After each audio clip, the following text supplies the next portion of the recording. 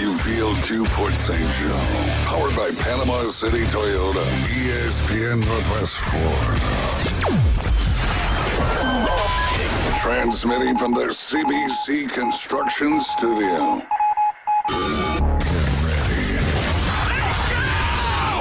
The Afternoon Underdogs are on the air. Live and local. Weekdays from 4 till 6. This thing is going to be a financial and cultural disaster. The Afternoon Underdogs. Whopper, whopper, whopper, whopper. The Afternoon Underdogs are on the air. ESPN Northwest Florida.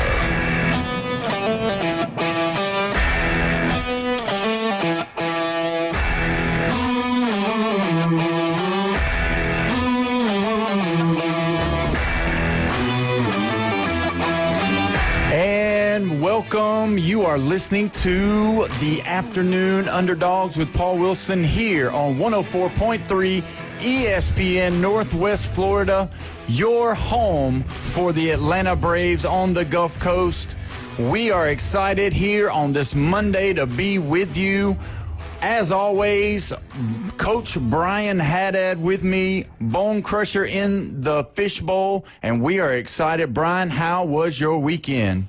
It was good. Went over to the House of the Rising Sun. Oh, man. Little New Orleans trips. Not like they were, 30 years ago, but had a card show over there. And so it was actually a really good time. Sold a lot of stuff, picked up a few things, and always love eating in New Orleans. So it was a good time. It was a good time. I bet you it was hot over there because it was pretty hot over here. Yeah, I will say they were really good with the AC inside to the point that I actually had to put on a pullover, if you can believe it, in New Orleans in August.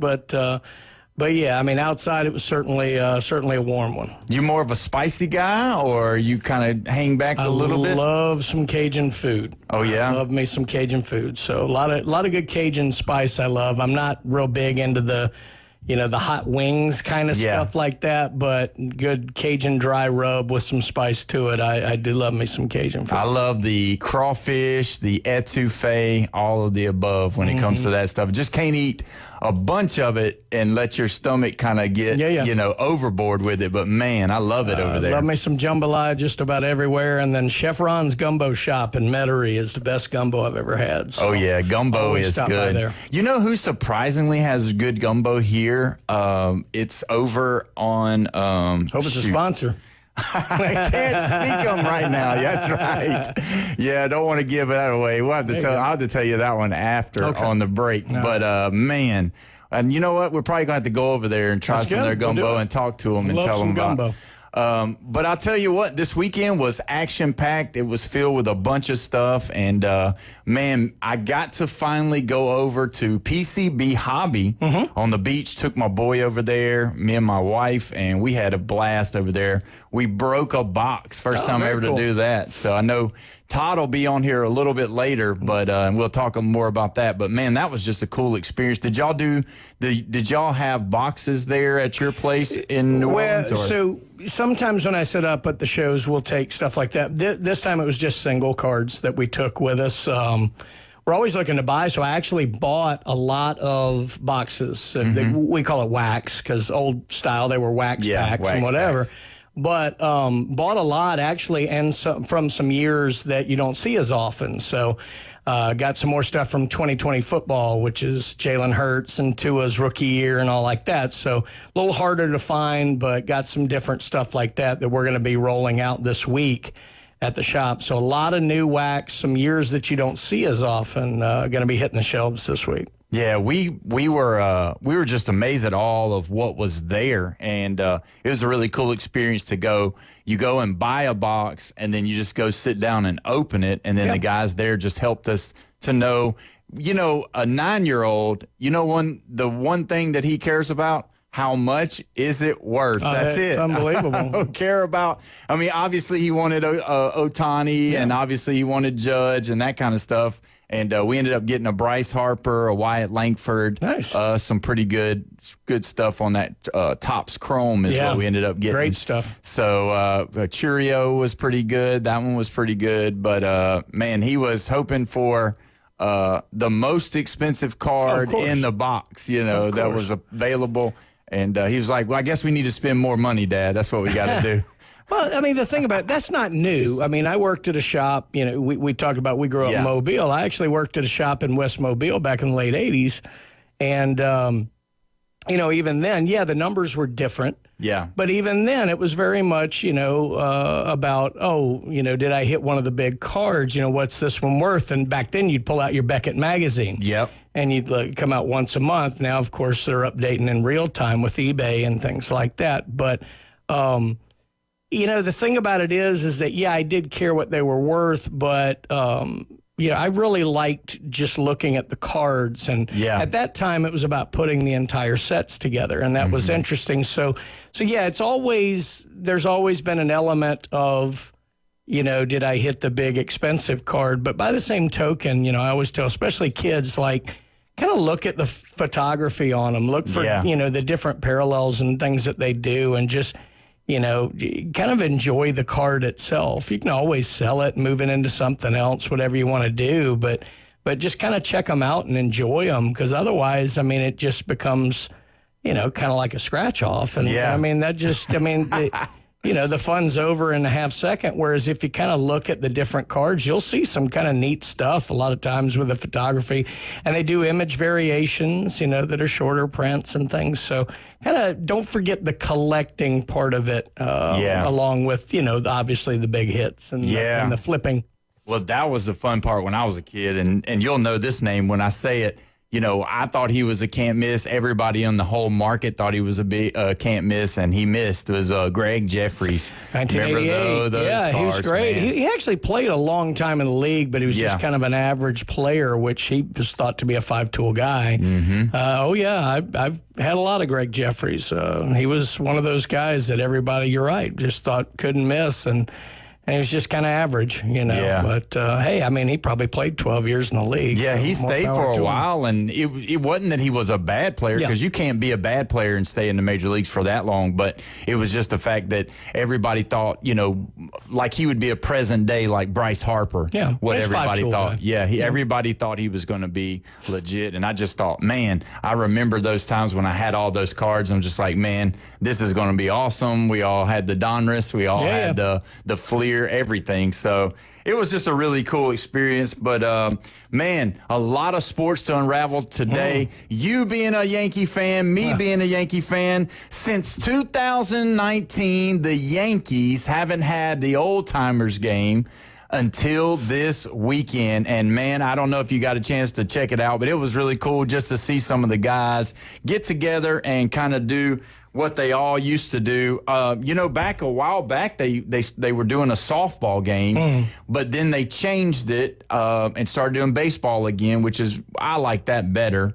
But then they also, COVID knocked it out for a while, and then now they finally brought it back. So if we could, for just a minute, for us Yankee fans out here, I want to go through some of the list of people that were there, and any of these that you want to stop and say anything about, because there's a couple that I'd like to pick your brain about. Jesse Barfield,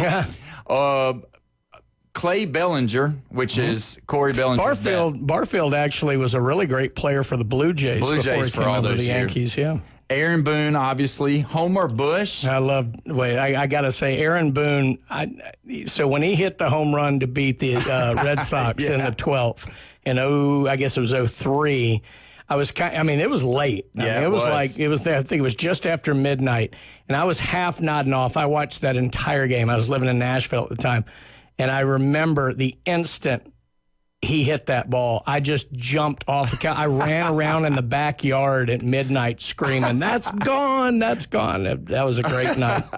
That's awesome. Homer Bush, Chris Chambliss, which Chris Chambliss played a lot of baseball. A lot of time with the Braves too. I actually remember him more with the Braves. I was really young when he was with the Yankees in that late '70s run, but I remember him in the early '80s with the Braves. Yeah, because you had him and you had Bob Horner and Dale Murphy and Glenn Hubbard and Rafael Ramirez. I can tell you that whole team. Claudel Washington. Bruce Benedict was behind the plate. Rick Mailer was the key starter at the time. Brett Butler until they traded him to the Dodgers. Yeah. And then you had Steve Bedrosian. He Bedrock. was there. Yeah. Man, I was trying to think of Gene Garber. He was a side armor. Old submarine guy. Yeah. Man, those were the years they wore the real baby blues. Yeah, they did. They wore the baby blues then, and they were just I loved them. They were America's team at the time. I just love watching that group. Oh, all right. Well, let me get some more. Yeah, the funny thing about those guys is go back and look at the pictures of the late 70s, early 80s. Those are the most unathletic looking people on earth. Yeah. It's amazing. Yeah, it is funny. Roger Clemens was there. Rocket. Yeah, man. I'm happy that he comes back for baseball in general because, the whole steroids thing just kind of pushed him out a little bit, except for when he's I always liked Roger. I just liked him because he was a talented guy. He was one of those guys. David Cohn was there.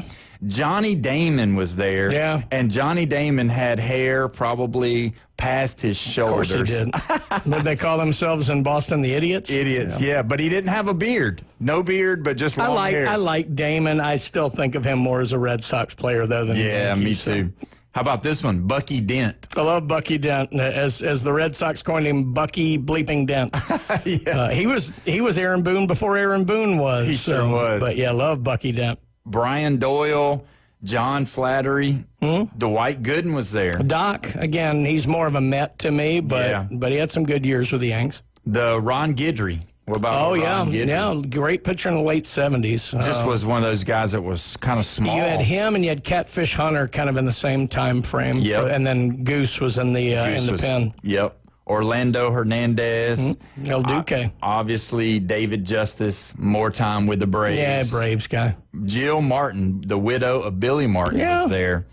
You got to look at those times when Billy was there. I mean, the passion that he had. Quintessential Yankee. Yeah. Yeah, when you think of Billy Martin, you can't see him but in pinstripes for sure. I agree. Tino Martinez. Love Tino. Very, very underrated. He and Paul O'Neill were such a backbone of that run from 96 through 01. He didn't necessarily do all of them, but those guys, that was what was so important. You had the kind of the core 4 or 5 of the guys who came up through there, but they did the best job of assembling. Journeyman is too strong a word, but the right kind of players around them. Tino, O'Neill, Jim Leyrit, Scott Brocious, guys like that that really were the backbone of that team. Yeah, that was that guy. Love Tino. He was good. Yeah, and he was a good locker room guy too. Yeah. It's solid. Lee Mazzilli, Ramiro Mendoza, Gene Monahan, Diana Munson, Thurman Munson's wife. Thurman Munson, what a player. Oh, man. Would have lost him way too soon. Yeah, he was just one of those guys that you just always were like, man. Another guy who's just quintessential Yankee. Yeah. Kay Mercer, which is the widow of Bobby Mercer. Bobby Mercer, yeah. Yep. And then Greg Nettles. Yeah. Greg Nettles, another late 70s guy, great player, third baseman. Yeah, he was good. Excellent player. And his brother, Craig, wasn't there. So, but Greg was. Paul O'Neill, Andy Pettit. Love Pettit. Yep. Sweet Lou Piniella was there. Yeah. Jorge Posada was there. Love Posada, part of that core group. Now, looking at what everything's going on online with the Yankees right now, with their record being like it is, being down like they are, everybody's calling for Jorge Posada to come coach the team as far as online. There's a lot of chatter going on right now for Jorge Posada to come in. I mean, being one of those guys that's a Yankee guy and Yankee fans, diehards, are screaming for him. You could revive John McGraw, and it won't matter if you don't get any pitching. That's right. I mean, they need some arms. We knew it last year, and God knows they faked it all the way to the World Series. I don't know how they did it. And then this year, they need them too. I mean, it's that's the key. Now, I know they've had some issues, where they've gone into slumps, but, I mean, that's going to happen. But you got to... There's no reason for the Yankees with a payroll that they're able to maintain to not have better pitching than they have. So they should. So you got to fix that. I don't care really who's coaching the team right now, but you got to assemble the right kind of players, and just haven't been doing that lately. No. Another one of those guys that you're going to say for sure. Seemed like he played 20 years with the Yankees. Willie Randolph. Love Willie Randolph. Man, he was always there. Just seemed like every year you click on the TV, Willie Randolph. Another guy, very underrated player in an era where second basemen really were known for their defense. Yeah. And you hope they hit 280, 275, and they might hit 4 or 5 home runs. Yep. And, they batted 7th or 8th, but no, I loved Willie. He was a great player. Yeah, he was. I was trying to think when I was driving over what he was on a big commercial back then, and I can't remember what it was. It seemed like the Polaroid commercial I think he was on the Polaroid commercial where they had him fielding the ball. Remember back in the day, they couldn't ever wear their logos on their uniform. They always just wore like a blank or a blank hat. Right. And I always remembered Willie Randolph. Because of licensing payments. They didn't want to pay Major League Baseball. They didn't want to pay him. Mariano Rivera. Oh, Mo. I mean, just the best closer. I hate that he hurt himself, but love Mo. So the story goes, they go and he's hitting, and he line drives one in the 5-6 hole, and base hit, no problem, all good. And then they put him in center field, and he takes one step. He's old. He takes one step and tore his Achilles. He's old. And they're going to have surgery Stuff on happens, Tuesday. Man. Yeah, I know. And that's the thing. Like, you always, see these guys that get hurt after their careers are over, and you're like, wow, what happened to them? Yeah, age, Mother Nature. Well, you got to remember, too, so, and not so much with Mo as some of the other players, but a lot of these guys, whereas the guys who maybe played in the 30s, 40s, 50s, 60s, they were more wiry, more natural, weren't really bulked up. Yeah. We didn't know as much as we know now about personal training, this, that, or the other. These guys, their frame for so much of their life was highly muscular. Yeah. But a lot of times, once you kind of lose that, I do think you're probably a little more susceptible to injury and things based on kind of the muscles that you've carried your whole life and your gait, especially when you're not out running and doing things as often. Now I don't know if that's what happened to Mo or not. Yeah. It could just be that it just happened. The Achilles goes sometimes. But yeah, I hate that for him because obviously you don't want the old timers game to be marred by any of that. But man, he was the guy, though. I mean, when the game was on the line and you brought him in that ninth inning, oh God, yeah. There was that just that was unhittable. Yeah, nobody could touch him, and then you knew. I mean, I would love to look it up. I'm sure there's stats on it, but just the amount of games that he actually lost in the end, it's not more than your hands. Very few blown saves. Yeah. And the thing about it that I loved was, guys could mix up their pitches and this and the other. The guys who had 5-6 pitches, obviously, could do it. You knew exactly what Mo was going to throw, and you still couldn't hit it. Yeah, and that's something else. He was like one of those guys, like what they used to say about Larry Bird. It's one thing to know, but it's another thing to stop it. Yeah. And he was that guy, too. Yeah. I know you'll remember a lot of these other guys. Mickey Rivers. Yeah. Remember old Mickey playing? He played a lot for the Rangers as well. Yeah. But I remember Mickey. He was a 70s guy mostly. Yep. Luis Sojo, Alfonso Soriano. Yeah. I mean, he was more talented, I thought, than he produced. Yeah. But he was a good player. He had, 2 years that he hit 40 home runs, I think it was, something like that. He was good. Shane Spencer. Mike Stanton. Hadn't heard about Mike Stanton in a long time. Played for the Braves some Braves too. a lot. Yeah. Joe Torre. Love Joe. Jose Vizcaíno. Roy White. And then Bernie Williams. Love Bernie, another one of the core guys. I mean, Bernie, Jeter, So if you look at that group, which obviously I'd really grown up with the Yankees in the 80s, which was a bad time to be a Yankees fan after 81. But Donnie Baseball, and that was fine. But they would go out and get big names. They bring in Ricky Henderson. They bring in Dave Winfield. They bring in guys, Reggie, and Reggie was in the 70s and, through some of the early 80s.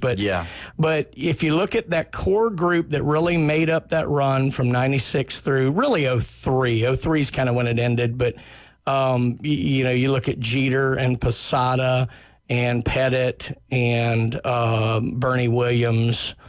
Why did I just blank? Jeter, Posada. I mean, there were like 5 of them, but that was that kind of core group, and then they augmented that with the vets, and then you had the Matsuis come in, and guys like that. It was such a great team. Yeah. And they just played great baseball. They were all good leaders. They were all clutch.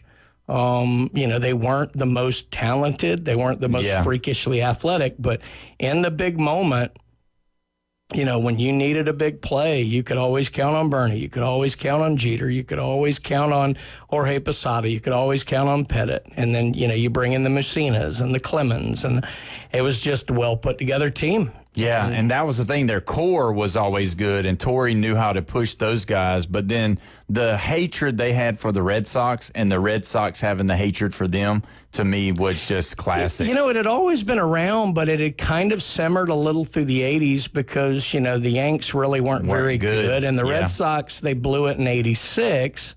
But they weren't making big runs either, and it really fired back up in that kind of early 2000s. It really got going, and you know, you had some moments, and the most famous one probably Don Zimmer getting tossed to the ground by Pedro. Honestly, I don't blame Pedro for that. No, you know, but it was really hot in that time because both of them were really good. But it was one of those that was, as good as both were, it was so one-sided until 04. Yeah, until the they Yankees finally got him. Getting their number. Yeah.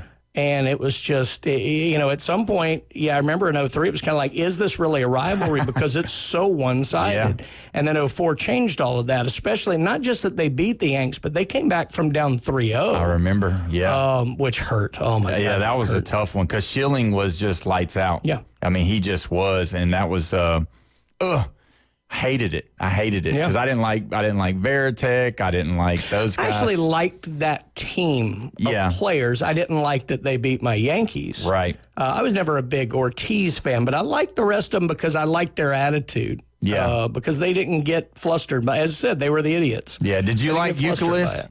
Kevin Youkilis was all right. He wasn't my favorite. I actually liked Veritek. I liked Johnny Damon a lot.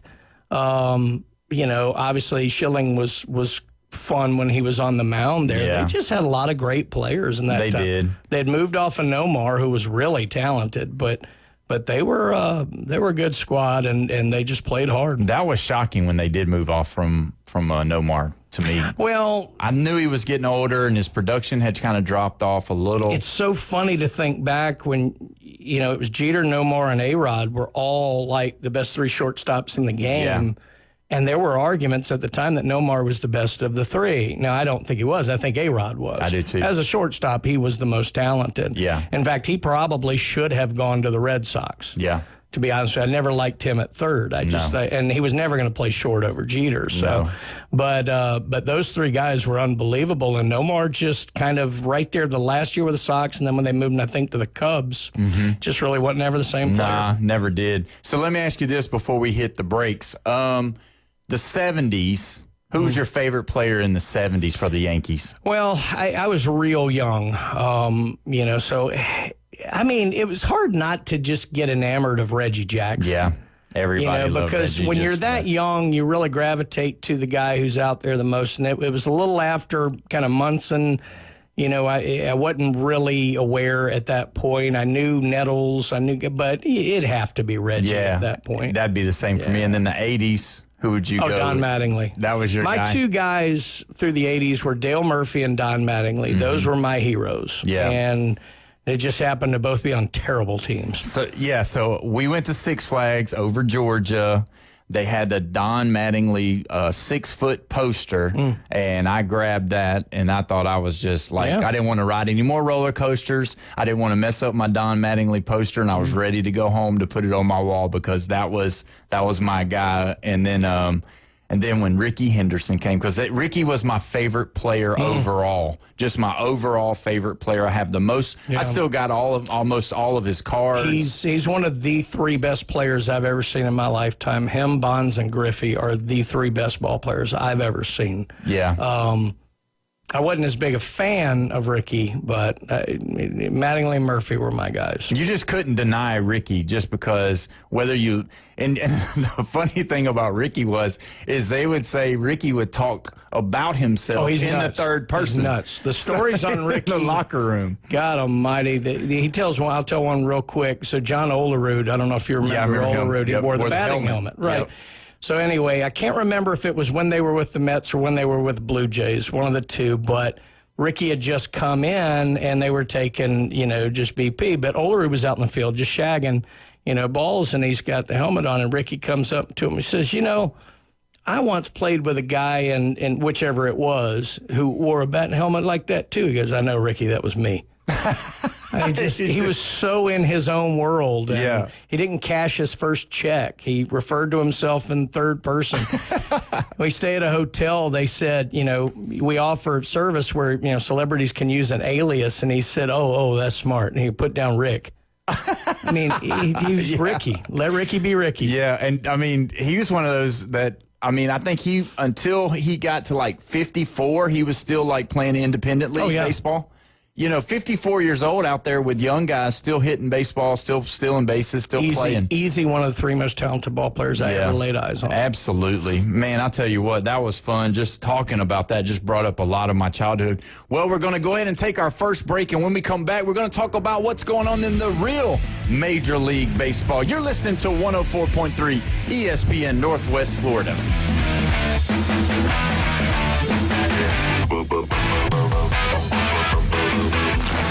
Reach out and smack someone. Call or text now.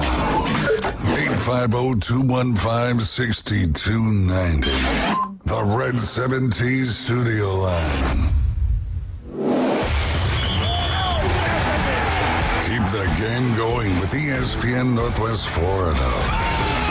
Just because you get out of the car doesn't mean the sports talk and live play-by-play have to end. Just say, hey, Alexa, open ESPN Northwest Florida. From Michigan Avenue to the man cave, from the car to the kitchen, we've got you covered. Keep the game going. Hey, Alexa, open ESPN Northwest Florida. This is Joanna with your latest forecast on ESPN Northwest Florida this Monday. The rest of the day, light sprinkles and definite thunderstorms, and 86 with a moderate breeze at 13 miles per hour coming out of the south-southeast. Tonight, light rain and likely thunderstorms with lows around 79. Tomorrow, likely thunderstorms most of the day aside from some sun in the evening and a temperature near 87. This forecast is brought to you by Ellis Agency Insurance. Thank you for keeping that dial on ESPN Northwest Florida. Rely on it. Saturday, August 16th, come to the Sneak Peek Land Sale at the Ranches at Creekside Preserve and get your gorgeous 20 to 50 plus acre estate in desirable Baldwin County on sale from only $139.9. That's right, get 20 to 50 plus acres in Baldwin County from just $139.9 with excellent financing available. Ranches at Creekside Preserve features private large acreage tracts with beautiful woodlands, rolling meadows, and a peaceful creek, all surrounded by pristine natural beauty and abundant wildlife. It's your opportunity to live in Baldwin County, Alabama, one of the fastest growing coastal counties in the U.S. due to low taxes and a low cost of living. Don't miss out. Come to the Sneak Peek Land Sale at the Ranches at Creekside Preserve and get your gorgeous 20 to 50 plus acre estate in desirable Baldwin County on sale from only $139.9. Call 877-888-1415 or visit creeksidepreserveal.com. creeksidepreserveal.com. You found us inside the CBC Construction Studios for the A. Deep right center field, and is gone! Your spot for the Atlanta Braves on the Gulf Coast. Listen live nights and weekends. This is Braves Country. Now back to the Afternoon Underdogs. ESPN Northwest Florida. Welcome back. You're listening to the Afternoon Underdogs with Paul Wilson here at 104.3 ESPN Northwest Florida. We're so glad that you decided to listen with us, whether you're driving down the road, listening on the radio, or if you're listening to one of the online platforms. We appreciate it. Like it, share it, comment. Also, don't forget the Red 70s phone line is open, 850-215-6290. We've talked a lot about Yankees. We're going to talk a lot about other stuff. If you're a big fan, give us a call. Tell us who your favorite Yankee was.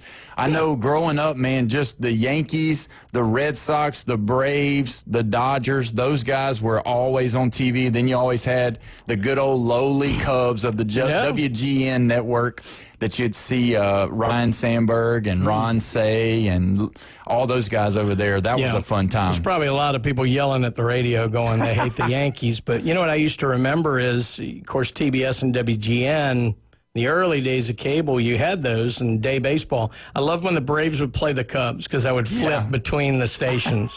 To hear who sometimes would talk. to hear, the Braves crew. It was Skip Carey. Skip Carey, yep. And, Pete Van Weren and whoever else. And then obviously listen to Harry Carey with the Cubbies. So. Yeah, those were the days. And then just waiting for the seventh inning stretch to see how crazy that was. See if Harry would fall out of the booth. Yeah, he was crazy, man. I loved him. So looking through baseball, Kyle Riley, number 45 last night, the big dumper. The dude, I thought he was going to, tailor off at the end. I thought maybe the home run derby would kind of be, his big to-do for the year. But, man, he's just on fire still, and he's hitting the baseball just as good or better than anybody in Major League Baseball right now, and the Mariners are for real. Yeah, I think so. I mean, going out and getting Suarez was obviously they're trying to make their move, and the American League West hasn't been that great recently. So, although there's some teams playing some good baseball, the Astros are back playing better baseball. So, it'll be interesting. But yeah, more than that, I'm a little surprised. And I guess now when you bring in a guy like Suarez, you've got some cover. I was a little more surprised they kept pitching to Raleigh the way he was, with as hot as he was. Yeah. I think they'd put him on or, keep everything down in the zone or something like that. But yeah, when you're in that groove, he just it's like, the ball looks huge and it looks like it's coming in slower and it's working. So. Yeah, I'm sure as the playoffs get closer and closer and it tightens up, they're probably going to be giving the old 4 ball to him. Yeah, but that's why you go out and get a guy like Eugenio Suarez, who's he's got 30 some odd home runs and he probably 90 RBIs himself. So you do that to give him cover that you can't be putting guys on if you've got another guy. It's that old famous stat, the year that Roger Maris hit 61. You know how many times he was intentionally walked that year? None. Because Mickey Mantle hit right behind him. Yeah. Who's going to walk him to pitch to Mickey? Now, the Giants had no cover in the early 90s, and Barry Bonds was setting records for intentional walks every year. And still hitting, 60, 70 home runs. That's true. If Julio Rodriguez, which he's good. He hit one last night as well. If he gets to where they think he's going to be. Julio's notoriously slow starter. Every year he's bad, until you start getting to late summer and then he makes his run. But, him, Raleigh, Suarez, they've got some bats there to where I don't think they can pitch around Raleigh as much as they'd like to. Yeah, and if he keeps doing that, I don't know. I believe he'll probably. If he doesn't I think he'll break the record because they got several ball games left. I think the record's 48 for catchers. Oh, I don't think so. Any have hit over 50. I don't. Yeah, so I'm sure he'll break that record. Record last night for good old Jose Altuve. He joined the 250 home run club against the Yankees last night. I thought you were going to say he's now tall enough to ride the rides at Disneyland. Yeah, he can be, yeah. So, yeah, he was one of those guys, man, that's just they said last night, obviously being a Yankee fan, we don't like the Astros at all. The trash throws? Yeah, the trash throws. But last night, they booed him as soon as he came up, and he hit him a home run, and it was just wow. Talented player. Yeah. Talented player, and, I hate it because I've loved, booing most of those guys, and Altuve and Correa, guys like that, especially at that time. But, yeah, he's a great player. Both of them homered last night. Yeah. So it's just and they both got the same amount of boos, and it was just back to the drawing board with those guys. I'll give you a good one that happened yesterday as well. Justin Verlander, 3,500 strikeouts. He has to be cemented now as one of the greats. I think so. Obviously, there's only 10 people. He's number 10 on the list now, 3,500 strikeouts. In his prime, even after his prime a little bit, but in his prime, he was almost unhittable at games. There were times where he would just be the most dominant pitcher for the month, for a couple of months. I think he and Kershaw are going to be the last starters to put up numbers close to 300 for a very long time, unless the way that you calculate wins changes, because clearly they're not going to go back to throwing guys the way that they used to. No.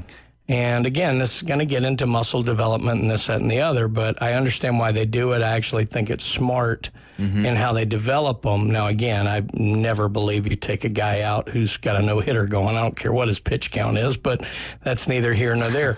Verlander, Kershaw, maybe slightly Scherzer, too. I think that batch of guys is going to be the last run of starters that somewhat look like guys from the old days, and it's a shame because they're all very good, except for Scherzer. He's got kind of crazy eyes. Yeah, that eyes is crazy. I think it's always funny. There was like a game where Randy Johnson was going to go against Greg Maddux, and both of them got scratched. And so the pitchers was to replace them was Matt Scherzer versus Clayton Kershaw. Yeah. They're both first starts. Yeah. And nobody knew that that was going to be a big deal, but that turned out to be a cool deal. That's how you know that these guys have been playing for a long time, because just thinking that Randy Johnson and Greg Maddux were still pitching when these guys just came into the league, that lets you know how long.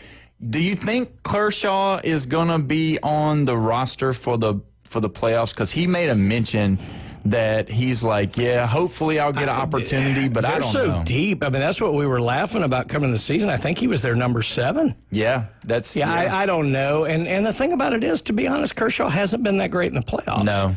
So I don't know. It'll be interesting. I mean, it's probably going to depend on, who's hot over the next, what do we probably got left? About 7 weeks? Yeah, 7, somewhere around there. So, 7, 8. yeah, it'll depend kind of who gets going. Now, obviously, if he gets hot, then, yeah, he's probably going to work himself on there. And it'd be great, just even though I don't want to see the Dodgers win, it would be great if he, had a really good postseason, because he never really has. Never has. And like last year, he was hurt, so he wasn't even a part. I mean, he was a part, but he wasn't. I'll be honest, if I'm picking now, I'm not sure he's on my roster. Yeah, I don't think so either. And I think he kind of at the All-Star, because he was the pick from the commissioner and all that, he even alluded to that. He was like, I don't know. I hope that I get the opportunity to keep going. But I would probably say that if he doesn't and they win, or if they make a long run, I'd say he probably is going to give it up. I'd love to have him in the pen to give you a couple innings of middle relief. Yeah, that would be cool to see. He's not going to be a stopper, and I don't think he's going to be one of their rotation. But, you need somebody with some experience to come in a tough spot and give you 2.5, or 2 1/3 innings. I think he'd be great to have. Or to pitch to someone that's a left-hander or something like that, just to bring him in. With the rosters being what they are, we'll have to see how many guys they keep. Yeah, and it helps that if they have Ohtani in there already because of him being dual, that could be something that would help him. But, yeah, you pull for those guys, because he seems like he's one of those guys that played it the right way, played long and all that. So speaking of Ohtani, he hit number 41 last night. So here we are again. And on the other days that you're not here, a lot of the guys, we have some of these conversations. And I think it's Chef Ross. He doesn't think right now that if something were to happen to Ohtani, obviously we don't want that. I want to get your opinion on that. Do you think Ohtani right now, if tomorrow he tore a hamstring, broke his leg, they had to amputate it, couldn't play baseball anymore, Hall of Famer? Honestly, I do. Yeah, me too. I do. I think guys who have won multiple MVPs, like I think Trout is a first ballot Hall of Famer, and a lot of people don't. Yeah, I really do. And but with Ohtani, I definitely think so. I mean, he completely encompasses everything that you want. He's put up the statistics. He did have to move across town, but he got his championship. The fact that he was the first big time, guy who, pitched and hit really since Ruth. And so you bring the fame to it.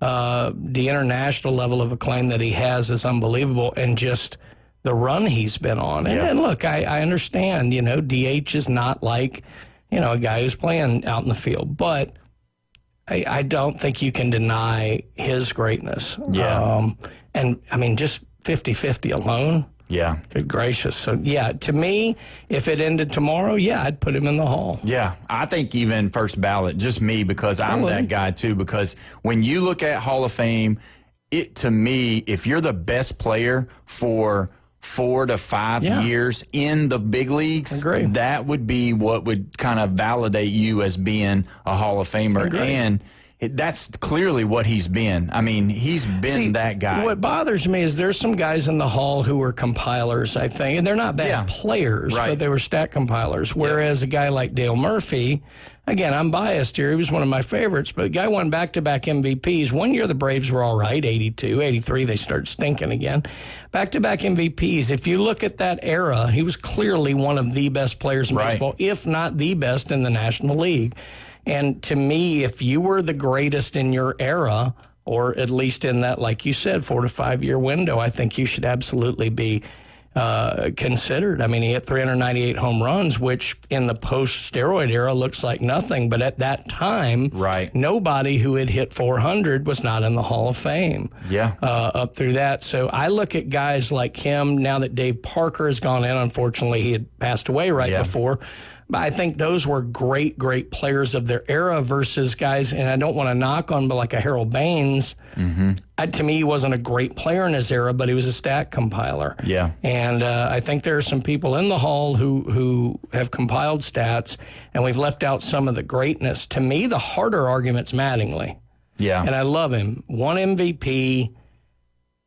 I don't know if he was truly one of the absolute greats of the era. Like, I would probably put him in, but he's harder than Murphy. Murphy, to me, is an absolute no-brainer, and the fact that he's not in yet just drives me insane. Yeah, what blows my mind, and everybody's probably going to be like, gosh, will you please stop talking about Jeff Bagwell and Craig Biggio? But those two guys, you're telling me, number one, I think there's some steroid issues in there. I've got a lot. I'm perfectly fine with Craig Biggio being in the Hall. I have no issue with him. I mean, that guy, 2 different positions, was great at both, and 3,000 hits. I got no problem there. Bagwell probably belongs, but he's a tougher sell for me. Yeah. He was a good player. Obviously hit the ball really hard and hit a lot of home runs. To me, Biggio's a no-brainer. Bagwell, I'd have to think about. Yeah, see, if you don't have Dale Murphy in there when Bagwell's in there, to me, I'll give you Craig Biggio, but I won't give you Bagwell because Dale Murphy, like you said, what he stood for as far as he was Atlanta. And when you're that guy for that many years, he was number 3, batted number 3. He played there every day. He was never, wrapped up in the, stuff as so you to speak, but he was a guy that, to me, he was a legitimate Hall of Fame. MVP's a big deal, and you can have one great season. I mean, Kevin Mitchell had a great season. You have guys like that, but if you're going to win back-to-back and be in the top 5 in voting probably 6-7 times, you're one of the greats of your era, and I think that's what belongs in the Hall. Yeah, and that's what I think too, because with him, he should be in there. I mean, whether it's first ballot or not, fine. Let it happen a little bit, but he should definitely get in there because the Murph. I think if you look at who went in this past year, it's a good sign for him of the Veterans Committee next time. And honestly, it's probably a good sign for Mattingly as well.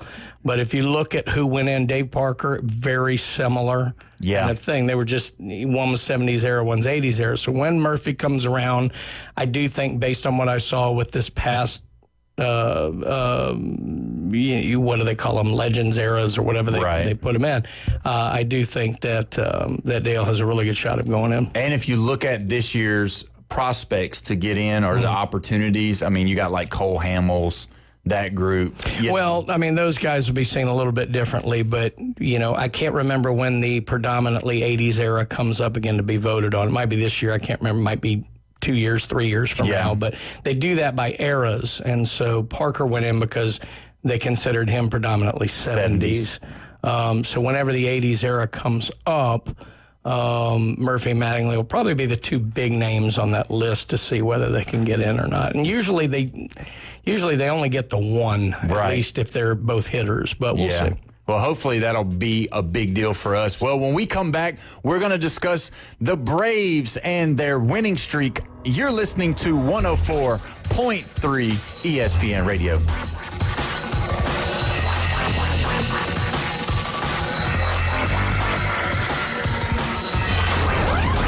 Taking your hot takes, rants, and takedowns.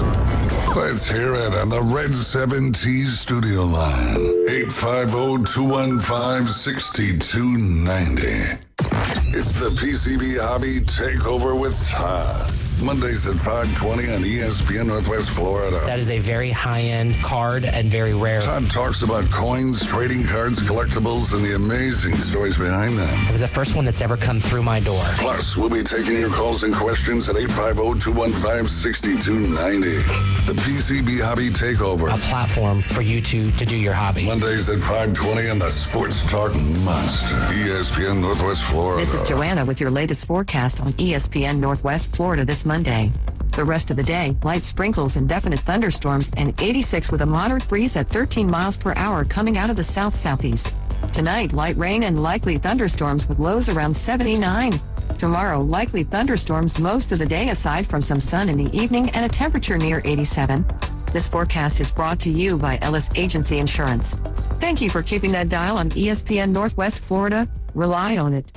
Hewitt Tire and Auto has been in business in Panama City forever. Locals taking care of locals. From the smallest to the largest vehicles, they do it all. But don't take my word for it. Listen to the experts. Hewitt Tire and Auto, your certified AAA service center and hometown towing. Visit them online at HewittTire.com on Airport Road in Panama City. 850-769-7323. Hewitt Tire and Auto Center and hometown towing. 360-degree protection of your home, 365 days a year, one low monthly price. Brock Lawn and Pest Control offers an affordable program that provides our customers with peace of mind. Brock 365. We like bundling pest control with termite protection for a low monthly payment. We couldn't be happier with the results. Most treatments are done outside, and we haven't had any issues in over 3 years. Call us today for your free consultation. Brock Lawn and Pest Control. If you build it, they will come. We're live from the CBC Construction Studios. It's go time all the time. Sports talk around the clock. Oh my God! Now back to the Afternoon Underdogs. 104.3 ESPN Northwest Florida. And welcome back. You're listening to the Afternoon Underdogs with Paul Wilson here at 104.3 ESPN Northwest Florida. You know, Red 7T's phone line is open and ready for your call. 850-215-6290. We've been talking heavy baseball. We've been talking a lot about the Yankees, a lot about the 80s, our generation, the 90s, our generation, where we really loved watching baseball. We love it still now. And I will tell you, Brian, the Braves are what we would call on a winning streak. 3 games in a row for the Bravos.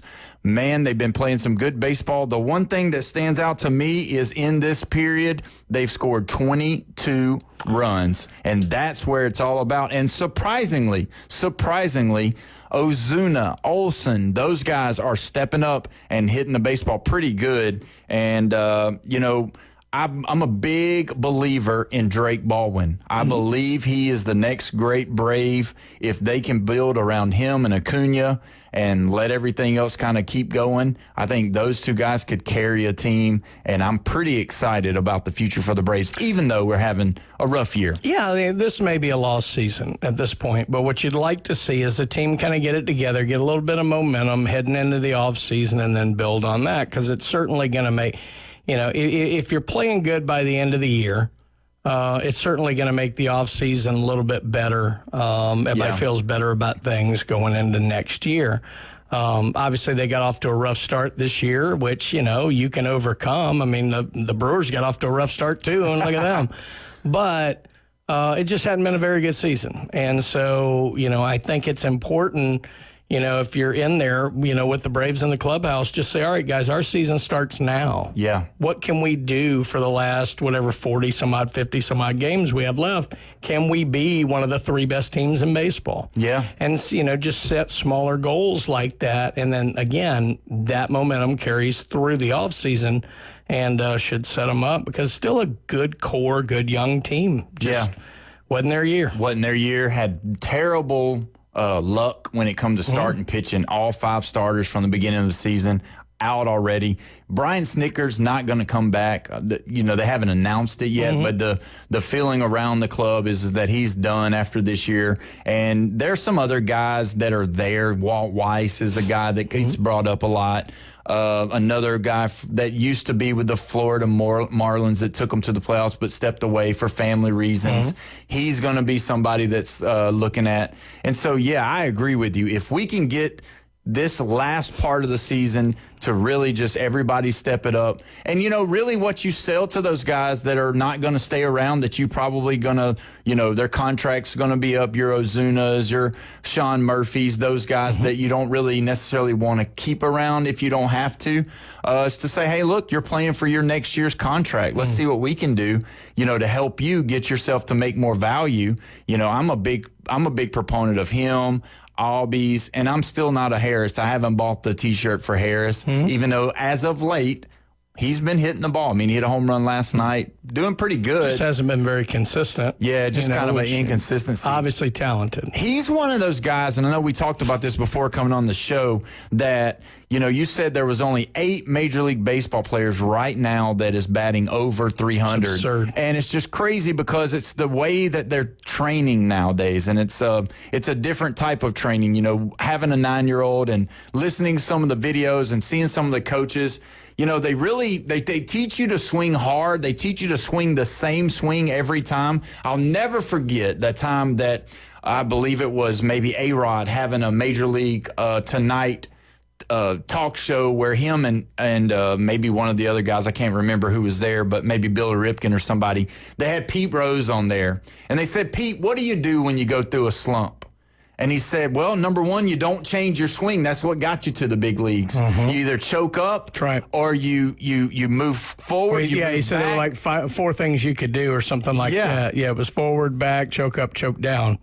Yeah. And that was it. And who better to listen to on how to hit the baseball? Yeah, and that's where, nowadays I think the whole, because we've had a lot of talk about batting averages kind of went out the window. They're doing more of the other stuff. Everybody thinks the moment it changed was the Maddox Glavine Chicks Dig the Long Ball commercial. It really isn't that. It's more the metrics guys who've come in and they can run the numbers to where it actually over time is more advantageous to hit a home run and strike out 3 times than it is to hit 330.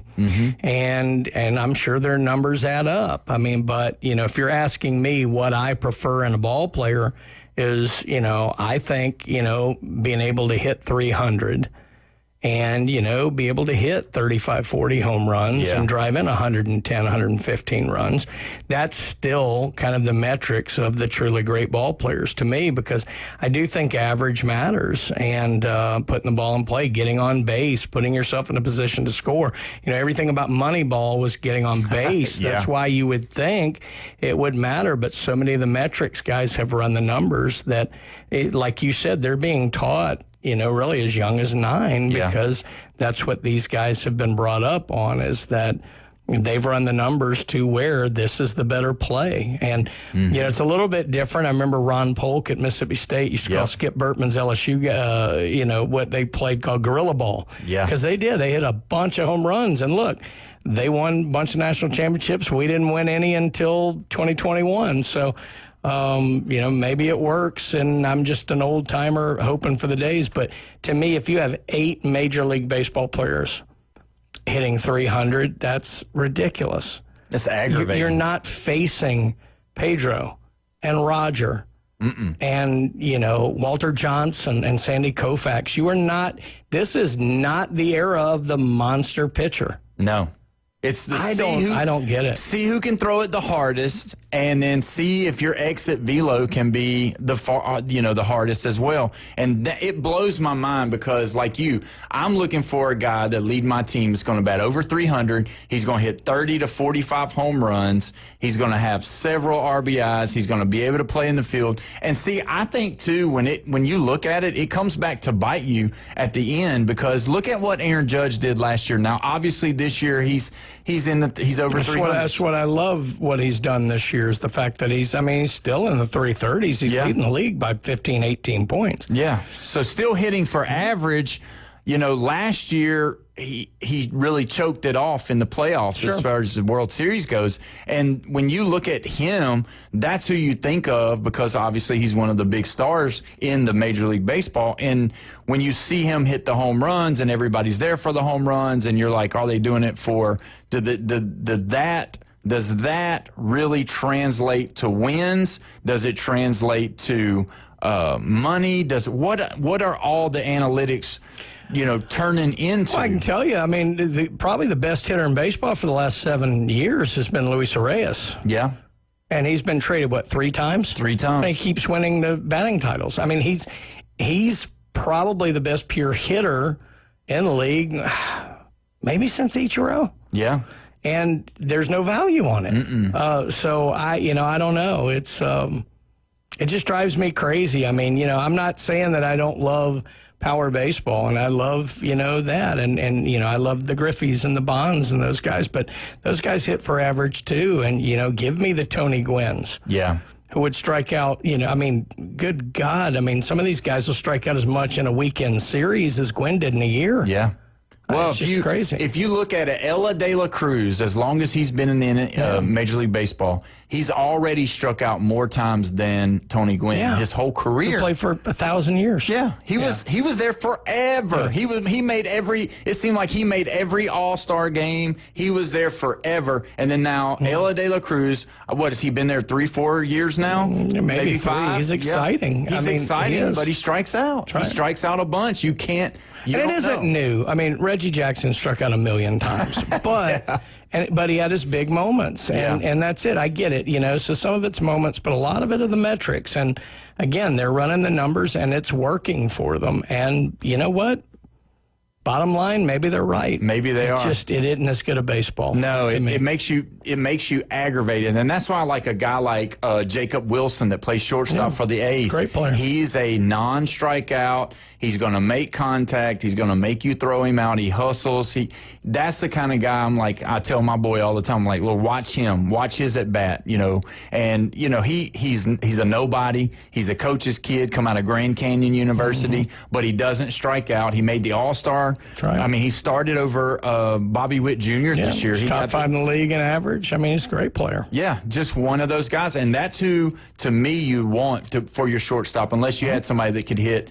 Trey Turner, he kind of is the epitome of that. He hits for average, and he's got some power. Run production's run production. Yeah. So, whatever, at the end of the day, if you're winning games, great. If you're asking me what makes a great ball player, I think you have to be able to hit 300. I just do. And if you hit 300, you're 300, you're getting out 7 times out of 10. Yes. 7 times. Yeah. And it doesn't matter if you strike out 7 times. It wouldn't matter. Just 3 hits. 3 hits. And so that's epitome of about 3 games that you're going to get that. You're going to have 10 at bats at that time. So, it just Major League Baseball is at a different level. When you told me that there was only 8 guys, I believe you. I believe that because of the way they're training them. But it's just like, man, it's not because of the great pitching. It's not. You're not seeing the ball movement like you did with the Pedros or the Maddoxes, even in that era, Glav and all those guys. And then now, just to see, if you get up there and see that 100-mile-an-hour fastball, if you can just hit it good and swing as hard as you can. If I've heard that once, I've heard it 1,000 times. Just swing as hard as you can. It doesn't matter if you come out of your shoes. It doesn't matter. Just bat path. Just have the bat path there. So it's amazing what they're doing. It's not going to get any better. I've just got to. Not anytime soon. I got to realize that. But either way, it's just one of them things where, being a baseball fan, you got to go through the ebbs and flows of what they change in the game, and it's definitely been changed. Well, we're going to go to break, and when we come back, we are going to talk about the NFL. You are listening to 104.3 ESPN, Northwest Florida.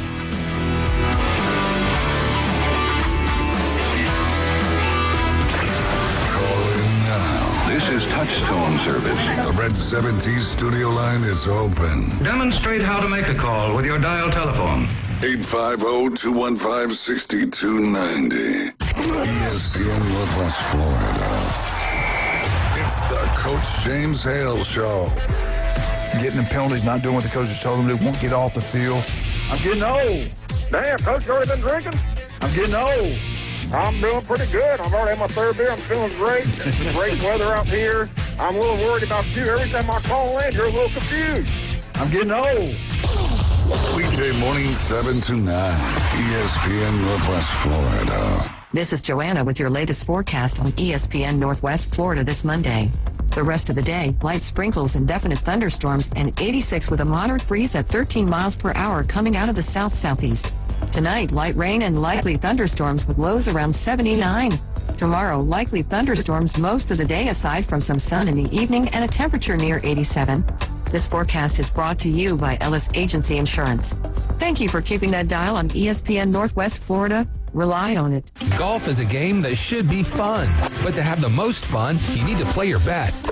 That's where the experts at Golf Plus come in. Their friendly staff will guide you through the buying process, answer all your questions, and can help with any repairs you need along the way. Golf Plus is your custom fitting, club repair, and golf retail shop. Golf Plus staff is non-commissioned and will work with you to find the best product for your game, just like they've been doing since 1988. Golf Plus in Panama City Beach. Fitting, repair, retail. That's golf. WFLQ Port St. John. Powered by Panama City Toyota, ESPN Northwest Florida. When it comes to building smart and roofing right, TK Vandy's is the name you can trust. They're your go-to for general contracting, design, build solutions, and top quality roofing. From concept to completion, they deliver excellence on time and on budget. Whether it's a custom build or a complex renovation, they've got you covered, literally. Call TK Vandy today and build something better together. TK Vandy, built with purpose, roofed with pride. Now, we're live and local inside the CBC Construction Studios. ESPN Northwest Florida. The tradition continues. It is a walk-off home run for Sean Murphy into the Braves bullpen. Now back to the Afternoon Underdog. ESPN Northwest Florida. And welcome back. You're listening to the Afternoon Underdogs with Paul Wilson here at 104.3 ESPN Northwest Florida. It's 5 o'clock.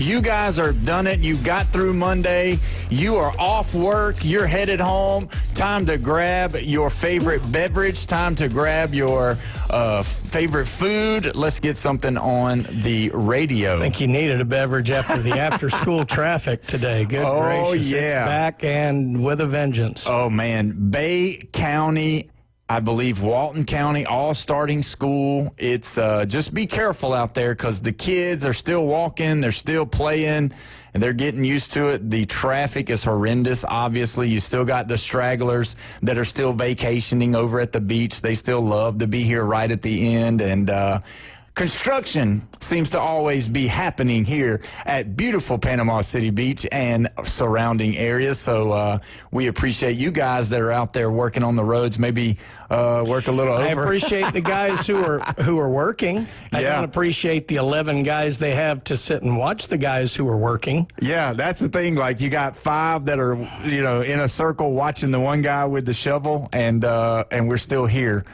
2 years later, still working on the same corner. So I'm probably not making a lot of fans with the roads and bridges. No, we appreciate the guys who work. We appreciate them, yeah.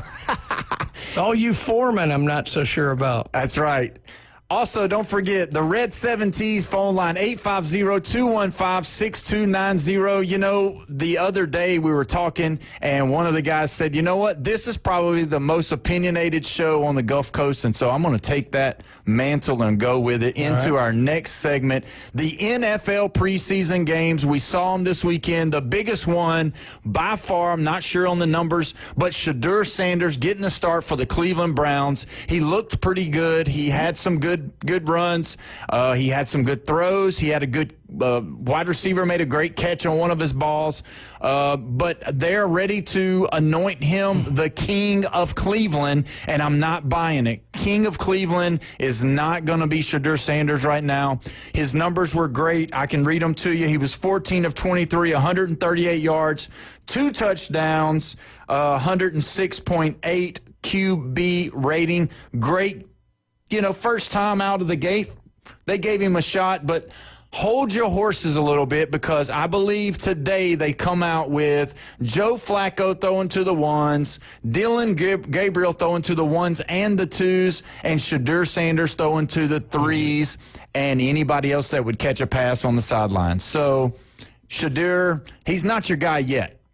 No, obviously he did what he needed to do, which is all you can ask of a player in a situation like this. It's obviously an odd situation in Cleveland. Yeah. But, when your other guys can't go, then you hope that guy who, is able to go goes out there and puts a good showing together. And I think he did. And I didn't get to see him play. By the time I was able to turn it on, they were interviewing him. Yeah. And I liked that he said there were a lot of things he needed to do better. So it wasn't like, I clearly made myself the number one kind of thing. I think that's for the talking heads. I'm actually pleased, that he went out and did what he needed to do. Good for him. It doesn't matter to me. Look, the way that the draft played out was obviously not what a lot of people expected. Right. And I thought way too many people took like a sadistic level of pride in the fact that he slipped that far. I didn't. No. But I like the fact that, he could have just pouted and not done anything and figured whatever. He's gone out there and he's worked at it, and good for him. Is he the guy? I don't know. I mean, Gabriel's got a lot of experience. Flacco's got way too much experience, if you will. But, Flacco's a good bridge guy. But it really just depends on who kind of fits the offense. But in the situation you're in, if you're Sanders, all you can do is go out and show out when you get the chance. And he did that. Mm-hmm. That doesn't make him a one, but it makes him a little bit – your coaching staff is going to be a little bit more willing to go to him if they need, because they've seen – look, it obviously wasn't, playoff football scenario, but – look, we gave this guy a shot, and he did all right. So we're less reticent to go to him if we need to, if things don't work out or injuries, whatever like that. And that's all you can do if you're Shedeur. I think Kevin Stefanski's in a big time problem, because they haven't been winning. They've been giving him opportunity to play or to keep coaching, and they haven't put him on the hot seat yet. But when you got a guy like him, Shedeur Sanders, coming in there, that's a polarizing figure, if you mishandle this, you could have a lot of hatred going into. So if Flacco is your guy, and if he's going to be that bridge guy to get these two guys ready, and then you basically go through who's going to be able to outperform each other, then I think that's where he's going to have to he's going to have to pick the right one. Yes and no. If this was a team that was actually being seen as a favorite to make the playoffs, and you have an issue like this, yes. Yeah. Then it would be tough. This is a team nobody really expects anything from. I think everybody expects them to be last in the AFC North. Except their fans. Well, but even their fans will understand. They just want to beat the Bengals and the Steelers and the Ravens. Yeah. But obviously, I think that now, where Stefanski could run into trouble is if when Gabriel sees the field, he looks terrible. Yeah. That's where it could be. It doesn't matter so much what Flacco does. Everybody knows Flacco's a bridge for a year. I agree. Watson thing is the Watson thing. I'm not worried about that. Pickett, whatever. Pickett's probably a better quarterback than anyone's given him credit for, but, obviously it hasn't worked out for him. But the key for where Stefanski could run into trouble is if Gabriel gets the field and he looks terrible. Mm-hmm. Because then it becomes, again, Flacco has Super Bowl rings. Pickett has more experience. Gabriel, he's older, but he hasn't been in the league any longer. Yeah. And you took him ahead of Sanders, so that's where it would look bad. So, I'm not that worried until you get to the point where Gabriel comes on the field and maybe lays an egg. Then it gets tough. Yeah, and then I could see where if he comes out there and looks good and gets, the nod, maybe the numbers are about the same, or maybe he's a little bit worse or a little bit better. Either way, I could see them being like, oh, you just don't like, the name or whatever, because during the game, they were showing, which is crazy to me. We're living in an age we've never seen before. They're showing Dion's post on Twitter during the game while the game's going on, and it's just like everybody's talking about it. The other thing look, we're all working under the assumption that Stefanski wanted Gabriel and did not want Sanders. We don't know if that's the case. Yeah.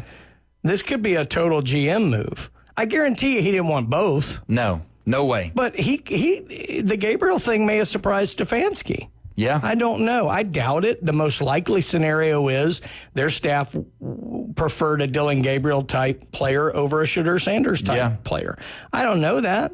And maybe, the GM just said, hey, we've got this talented guy who slipped down the roster. Let's pick him up and just see. So I don't know. But, I do think it's a little unfair to completely judge that based on the fact that we have no idea which one Stefanski wanted. No, and we don't know who actually.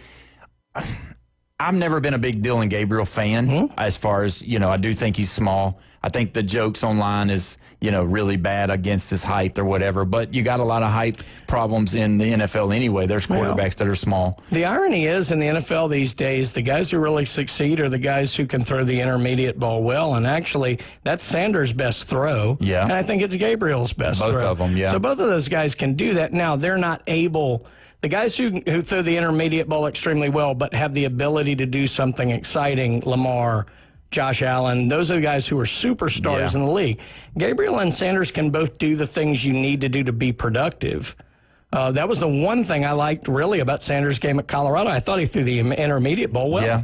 So, it'll be interesting to see how this plays out and how healthy Gabriel can keep himself because he is older. He's more of a game manager, but... you put the right pieces around them, and that's, that's something that can happen for your team. And the windows that Shedeur threw in during the game were good windows. I mean, they were good. I mean, they were small, and he put it on the money. He was excited, you could tell, to be there. The fan base of being in Carolina, still playing, they were still cheering for him. It's crazy because this is a phenomenon that I don't know that I've ever seen where everybody is talking about a fifth-round draft pick that is polarizing as he is, and then to see what he's doing. And to me, I mean, even if you were to put him at the starting quarterback, let Shedeur be the starting quarterback, you're going to get a non-playoff Browns team regardless.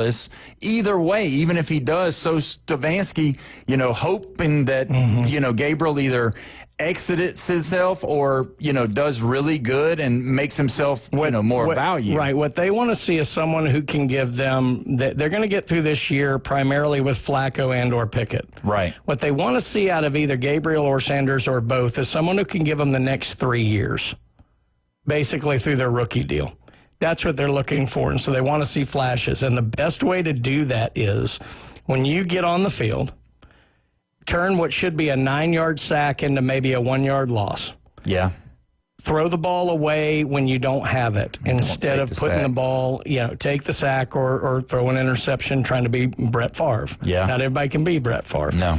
In fact, Brett Favre probably shouldn't have been Brett Favre a lot. But, again, don't do anything that puts your team, because when you're a team that's not supremely talented, you cannot give teams anything in terms of advantage.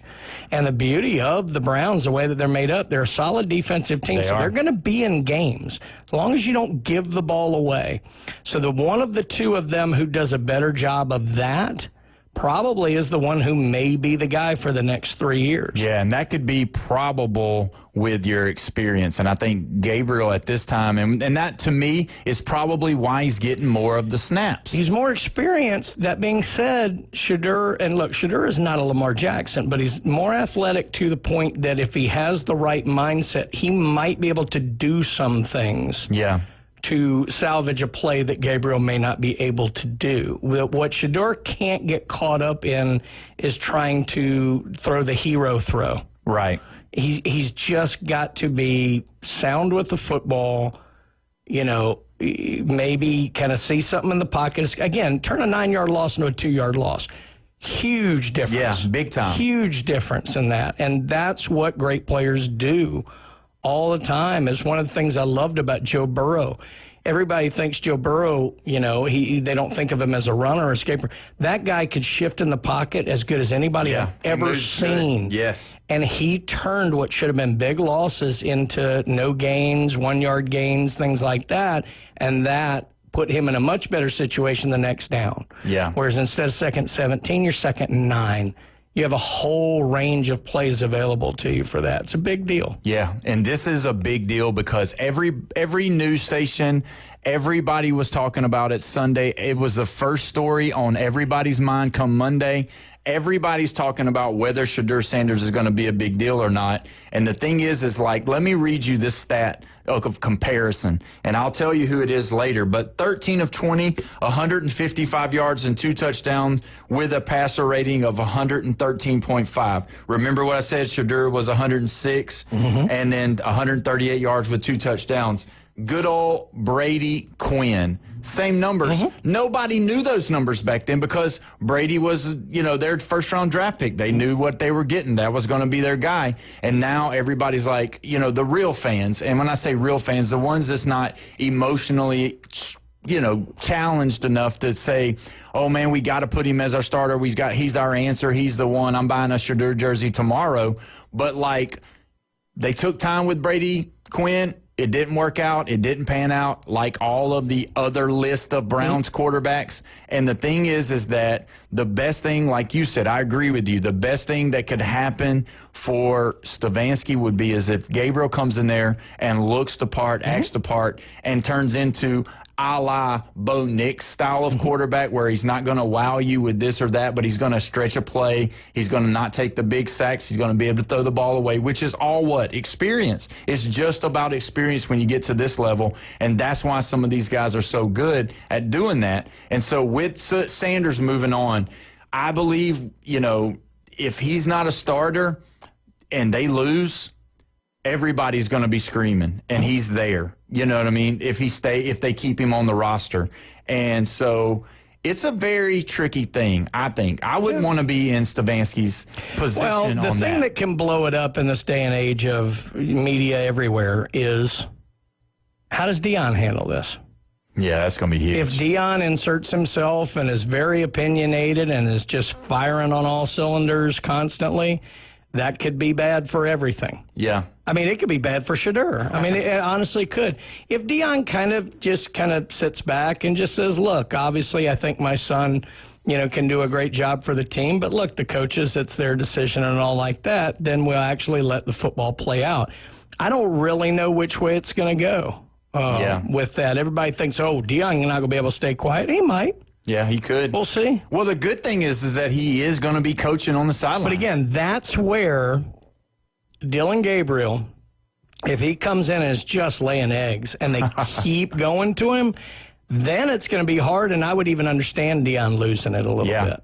And the fans. Yeah. They're going crazy. That's the kind of thing, whereas everybody in the stands is going to have their phone out, seeing the tweets and all like that. How Deion handles this is going to, be how much gasoline gets poured on the fire. Yeah, and I believe going forward that either way, whoever they have behind center on that first day, it won't matter because, like you said, the Browns, their defense is good. I mean, having Myles Garrett there, having those guys there that are good, they're good players. They're going to be in football games. Yeah. And if you don't turn the ball over, and I know touchdowns win games, don't get me wrong, but if you've got a good defense, sometimes a field goal can win you a game. Right. As long as you're not turning the ball over, you run the ball good, make the throws that you're talking about, those mid-level throws, hit your back out of the backfield in the flats, that kind of stuff, to where you give your chance to your kicker to allow him to do that. And speaking of kickers, I don't know if you saw it or not. Heard about it. But Cam Little kicked a 70-yard field goal, longest field goal in the NFL history. Now the debate goes online all day is whether or not this is going to be counted as a real field goal, because they're saying the preseason game is not a real game. It's not a real game. It's not a real game. No. So it doesn't get looked at as... Obviously he made it from 70 yards. But is it an official NFL record for field goals? No, I don't think so. Right. It's not going to be. I think a lot of people are wanting it to be like an asterisk or something just because. So that to me, what's more exciting is because a coach has now seen it go through, what are they you're gonna do? going to see it tried at least once this year. Oh, yeah. Whereas I'm not sure you would have before. So, maybe if you just had a weird scenario going in the half, whatever. But, look, that the play that shall not be named from 2013 really put a lot of guys off from kicking long field goals. So yes, it did. So, no, I do think you're going to see at least once or twice a 70 to 71 yarder tried this year, and good for that. It'd be exciting to see if it'll go through. It's going to be curious because I could see more and more longer ones, because I'm the kind of fan that if I spend the money to go to a football game, and this is kind of how I am, it doesn't matter how hot it is, I'm going to go there. I'm going to go early. I'm going to watch warm-ups. I'm going to get there. I'm going to sit down. I'm going to eat my stuff because I don't want to eat during the game because I want to cheer or I want to, focus on some stuff. And you see it every time you go. Those kickers, once they get warmed up, they start booting it from God. Yeah. I mean, from way far away. They don't have to clear the line. Yes. So a lot of those guys, they're not worried about some 245-pound guy coming around the edge going to break his leg while it's up in the air. It's different. I mean, the last huge-legged kicker besides Tucker that I can remember was Sebastian Janikowski. Oh, yeah. And just being able to just boot those. And I remember they used to show him in practice. He was booting 70-yarders. He was booting those. I think even at Florida State he was booting those. And I agree with you. I think not only Cam Little, but I think that's going to kind of bump up some of the other guys too, that there's a possibility that we're going to see chances to kick 70 or chances to kick the record this NFL season. It'll be good. I love it. I'm looking forward to it. If it was already the record, whatever. But the fact that we might be able to get an official record of it now, that's cool. I'm actually very interested to see them go. Yeah, and it'd be kind of cool to see. Which I saw the kid that was there. He caught it, and he probably had another 3 yards, maybe something like that, 3 or 4 yards. So that one probably would have been good from 71, 2, 3, somewhere around there, which is kind of good. I didn't look up a lot about Cam Little, but I was just amazed to see him. Long way. The biggest story of that game was supposed to be Travis Hunter playing 10 plays on the offense and 8 plays on the defense, but Cam Little stole the show over there with the Jaguars down there, which is kind of cool. Well, we are going to take our next break, and when we come back, we're going to be talking to PCB Hobby. Todd is in the building. You're listening to 104.3 ESPN Northwest Florida.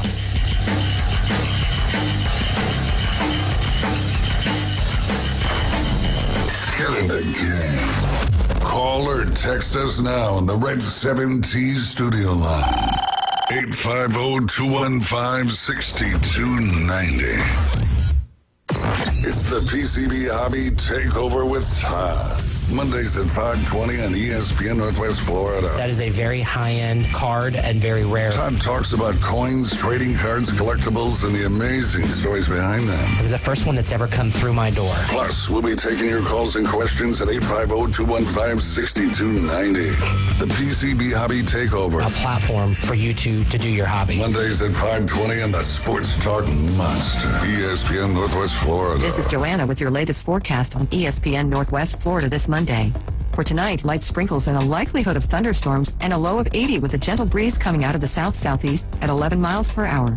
Tomorrow morning, a possibility of thunderstorms and light sprinkles with temps around 84. In the afternoon and evening, a possibility of thunderstorms and partly sunny and a temperature near 86. This forecast is sponsored by Mid-South Lumber, the best little lumber yard in Panama City. Thank you for keeping that dial on ESPN Northwest Florida. Rely on it. Want to bet on sports but no clue where to start? Millions of players are already making moves on Hard Rock Bet. Your friends might be winning. Why not you? Bet with confidence. Bets by real players help guide your picks. Go with the crowd and cash in on the wins. Any pick that catches your eye. Hard Rock Bet. Roll with us. New players bet $5 and get $150 instantly in bonus bets.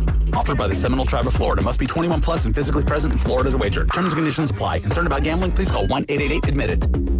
At Brock Lawn and Pest Control, we're proud to be awarded the distinction of being Quality Pro certified. Our technicians have passed rigorous training in eco-friendly application and prevention of pest treatments. Part of the program is the practice of integrated pest management. IPM's goal is to prevent pests from ever entering your home. It includes inspection, prevention, education, and, when necessary, application. We're proud to be Quality Pro certified. Brock Lawn and Pest Control, the standard and level of trust. Broadcasting from the CBC Construction Studios. This is where heroes are created, legends are born, and dynasties forged. The sports talk must. ESPN Northwest Florida. Now back to the Afternoon Underdogs.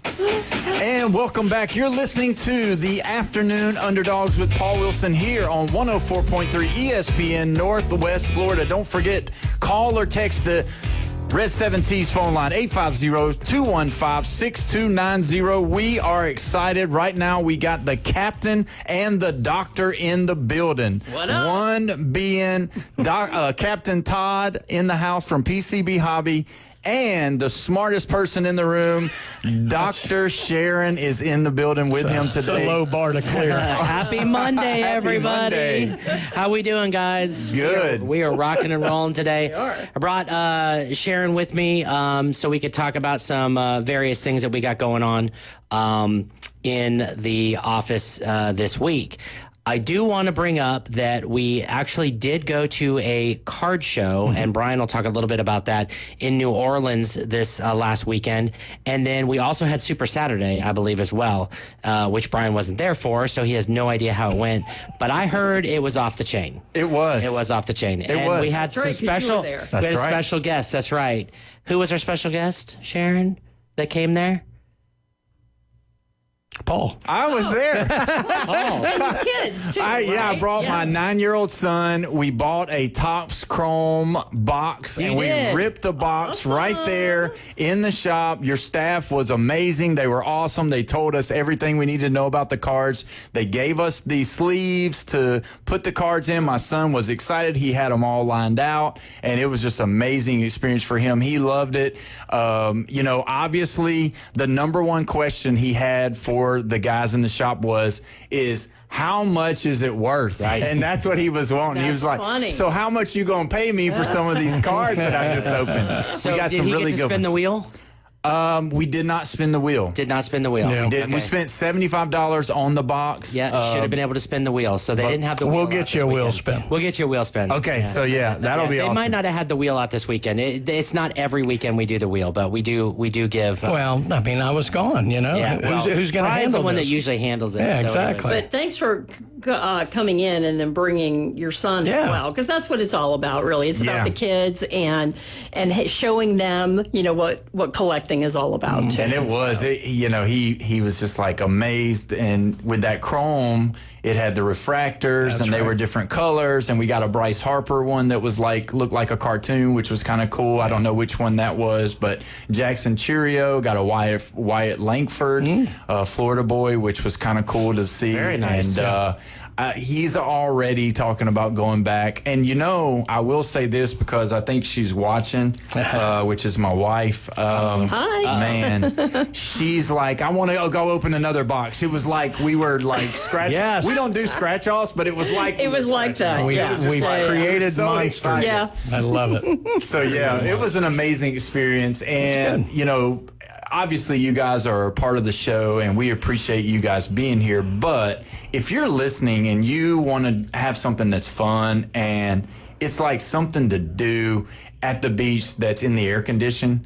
You know what I mean? You don't have to spend $500, $1,000 like you would go into one of these other type places. That's right. But you could go there, have a good time, and look through all of the stuff that they have. There's no way in an hour or two you could look through everything, and that was what was cool about it is that we'll go back and we'll have a different experience because there's so much to look at and to do. Right, and it's the camaraderie too, right? Yeah. Even if you're not buying anything or even ripping anything, other people are, and so it's really fun to watch.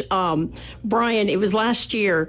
I don't even remember what collection it was, but there was a jersey, and this couple had come in, and it was almost like their last resort. They had opened up so many of these boxes. The Dan Marino. That? The Dan Marino. I will and never I think we forget had it. one box left, and you Last sold box it to we had. them. And they were screaming at the top of their lungs. He ran laps. He ran laps in the building. Because it was their chase jersey that they wanted. And it was really their last chance. Yeah. And they got it. Wow. And so everyone in the shop was just ecstatic, about it. And so those are just the moments that everyone gets to share. That was unbelievable. Yeah, the excitement's amazing, and that's what we try to provide every day, every week, every month. Is the excitement that the kids have, that the adults have, whoever it is. It's fun, and we love being the harbingers of fun. Yeah. We love that. And it creates an experience for when you go there, because after we were done with the cards, we were getting up to walk away, and he goes, "Oh, wait a minute. They've got coins." And so we walked over and looked at the coins for a little bit. It's oh, well. And I do have a all silver coin quarter. I don't know what, I know it's pretty common, but 1964 before. Yeah. So he was like, "Dad, you've got one of those." And I'm like, "Yep, we do." That's right. He's like, "Well, I probably can find some in the, in the ashtray or whatever." Yeah, so. there's so much learning that you can do. And that's another thing is that, and we do that a lot on our streams. We actually teach a lot on our streams. Yeah.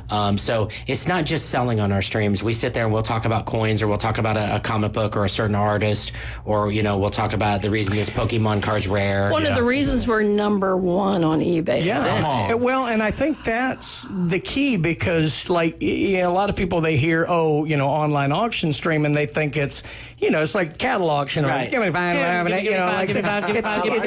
it's not. Obviously, we're selling things, but it's a show. It is. I mean, like you said, it's educational, it's entertaining. I mean, like I know, Josh is doing our sports stream like that, and he'll be ripping product and selling singles. I heard him yelling today. But somebody will go, Shohei or Trout, and Josh will go on a 30-minute tirade about, which way he wants to go. Right. But it's engaging. It's kind of like what we're doing. So, that part of it is just so much fun. But it's like Todd said, you can learn a lot too, because I've done that watching the coin streams. And Todd's on, or Tim's on, or any of our Devin, any of our streamers go on. I learn something new about coins every day. Devin and I were even talking about that today, and we were just saying, knowledge is power, and everybody knows that quote. Yeah. But it's true. The more knowledgeable you are, the more power you have to get people involved, get people to understand, get people to learn. It's very cool, and we touch people's lives,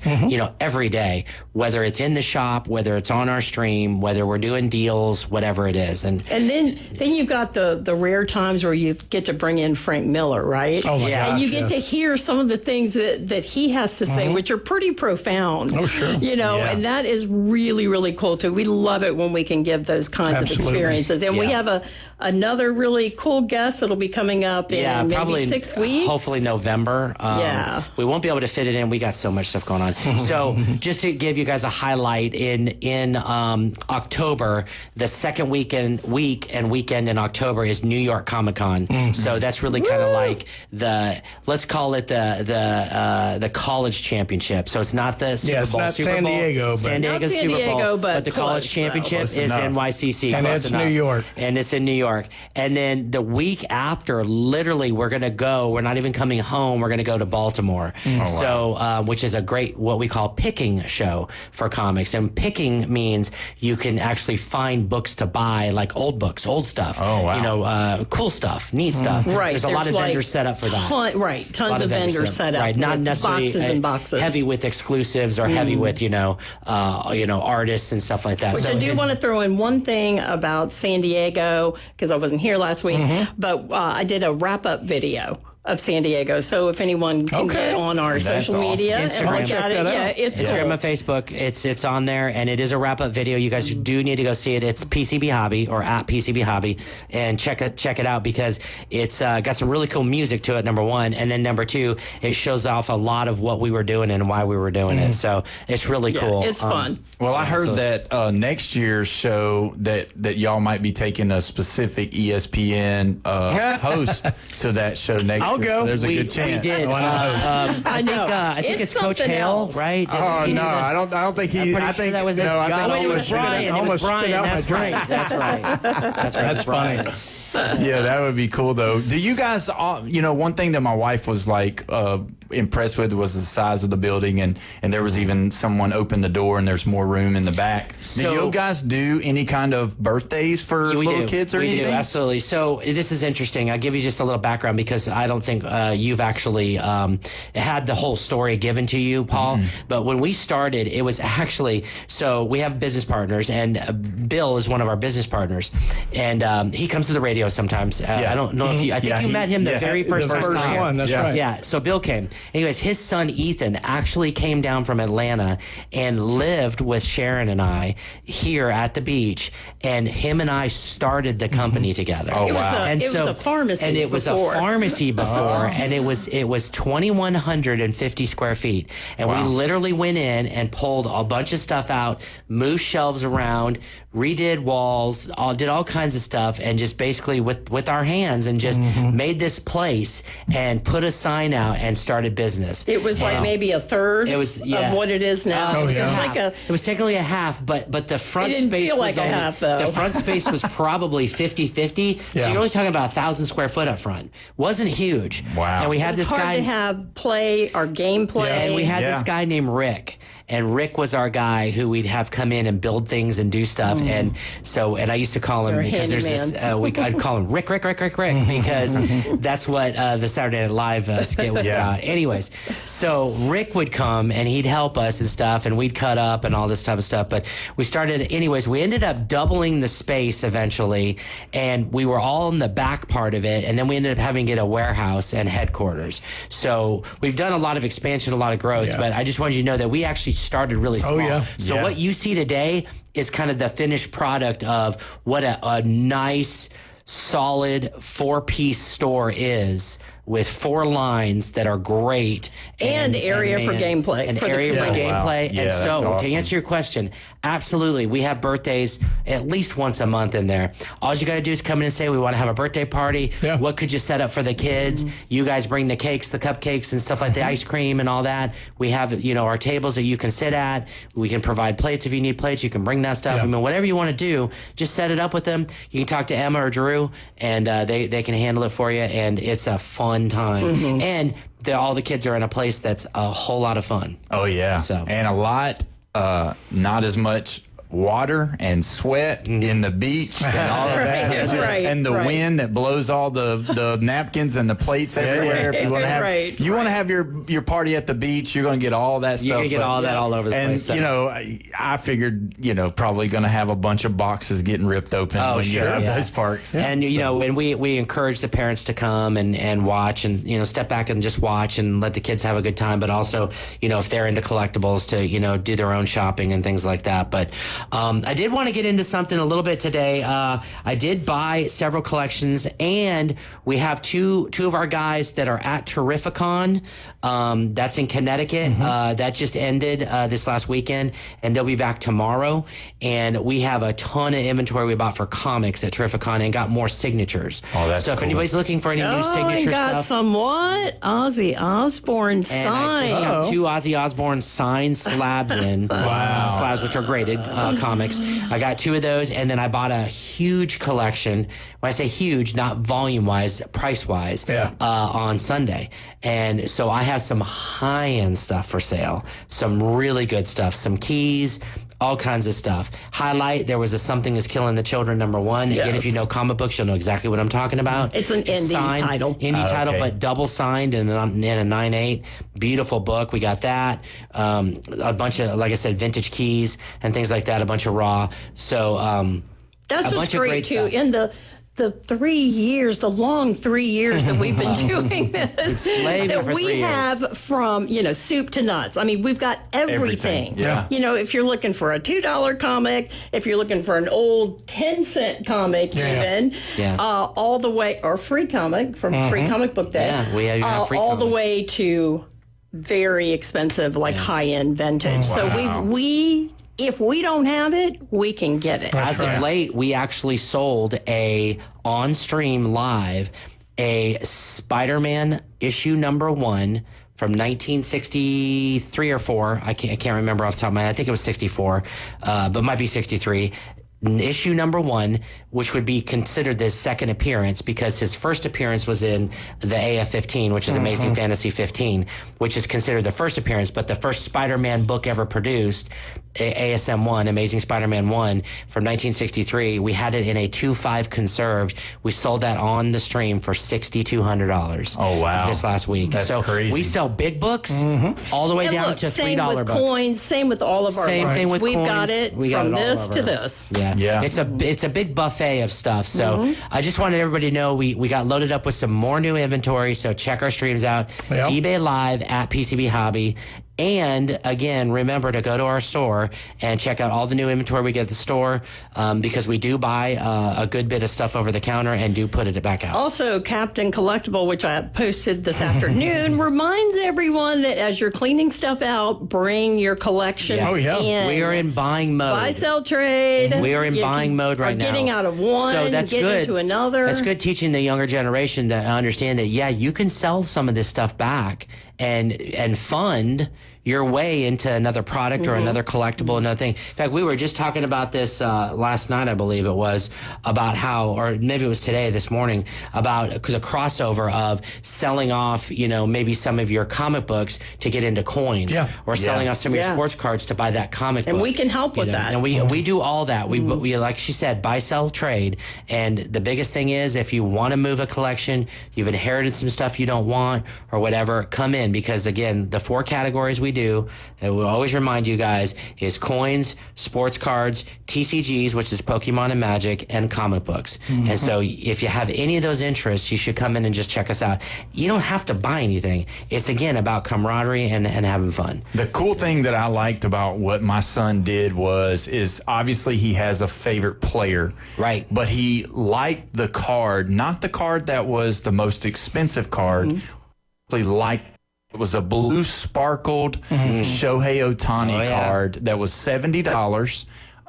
Which was, that's pretty inexpensive for somebody, for sports cards. Right. When you have the signed, jersey of Ohtani sitting down there at $1,600. He kept going back to, I like this one, Dad. I like this one, Dad. It's a piece of the player that he likes. He just liked the look of it, and that's the biggest thing. And with look, the cards. art is so important to me, and I love the fact that it has come to that. Sports cards, they design those cards so beautifully, and same with comics too. It didn't used to be like that. You look at old comics and you go, okay.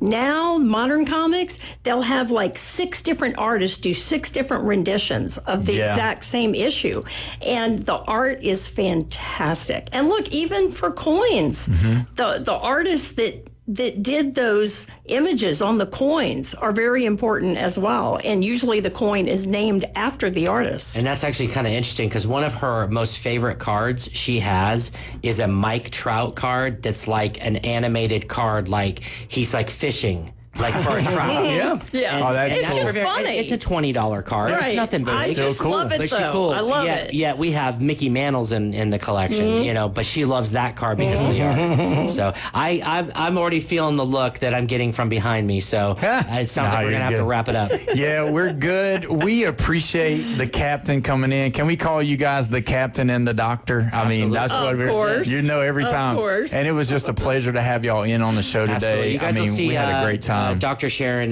many more times because this is kind of her thing and her field. So, but yes, I'm here. I'm available. If anybody needs to reach out, remember, you can always call the store. It's 850-320-8388. And, of course, our store is located at 11939 Panama City Beach Parkway. And with that having been said, we are in Panama City Beach next to Florida Linens. If you're from here, you'll know exactly what that means. And check our calendar on our website for all of our game community plays on play. there. Yeah. Right. Yeah. And the only thing we didn't get to was what's coming out this week, but I don't know if there is anything coming out this week. Well, there's actually 2 Topps Finest products this week. There you Baseball hits Wednesday and basketball hits on Friday. So those are going to be hot. It's the finest week ever. That's it. That's right. All right. Well, we appreciate you guys coming on. We'll be sharing you guys stuff on the Facebook as well. So we appreciate it. And when we come back, we're going to be talking more NFL. Is Patrick Mahomes going to be able to start all year long this year? That's what we're going to discuss when we get back. 104.3 ESPN, Northwest Florida.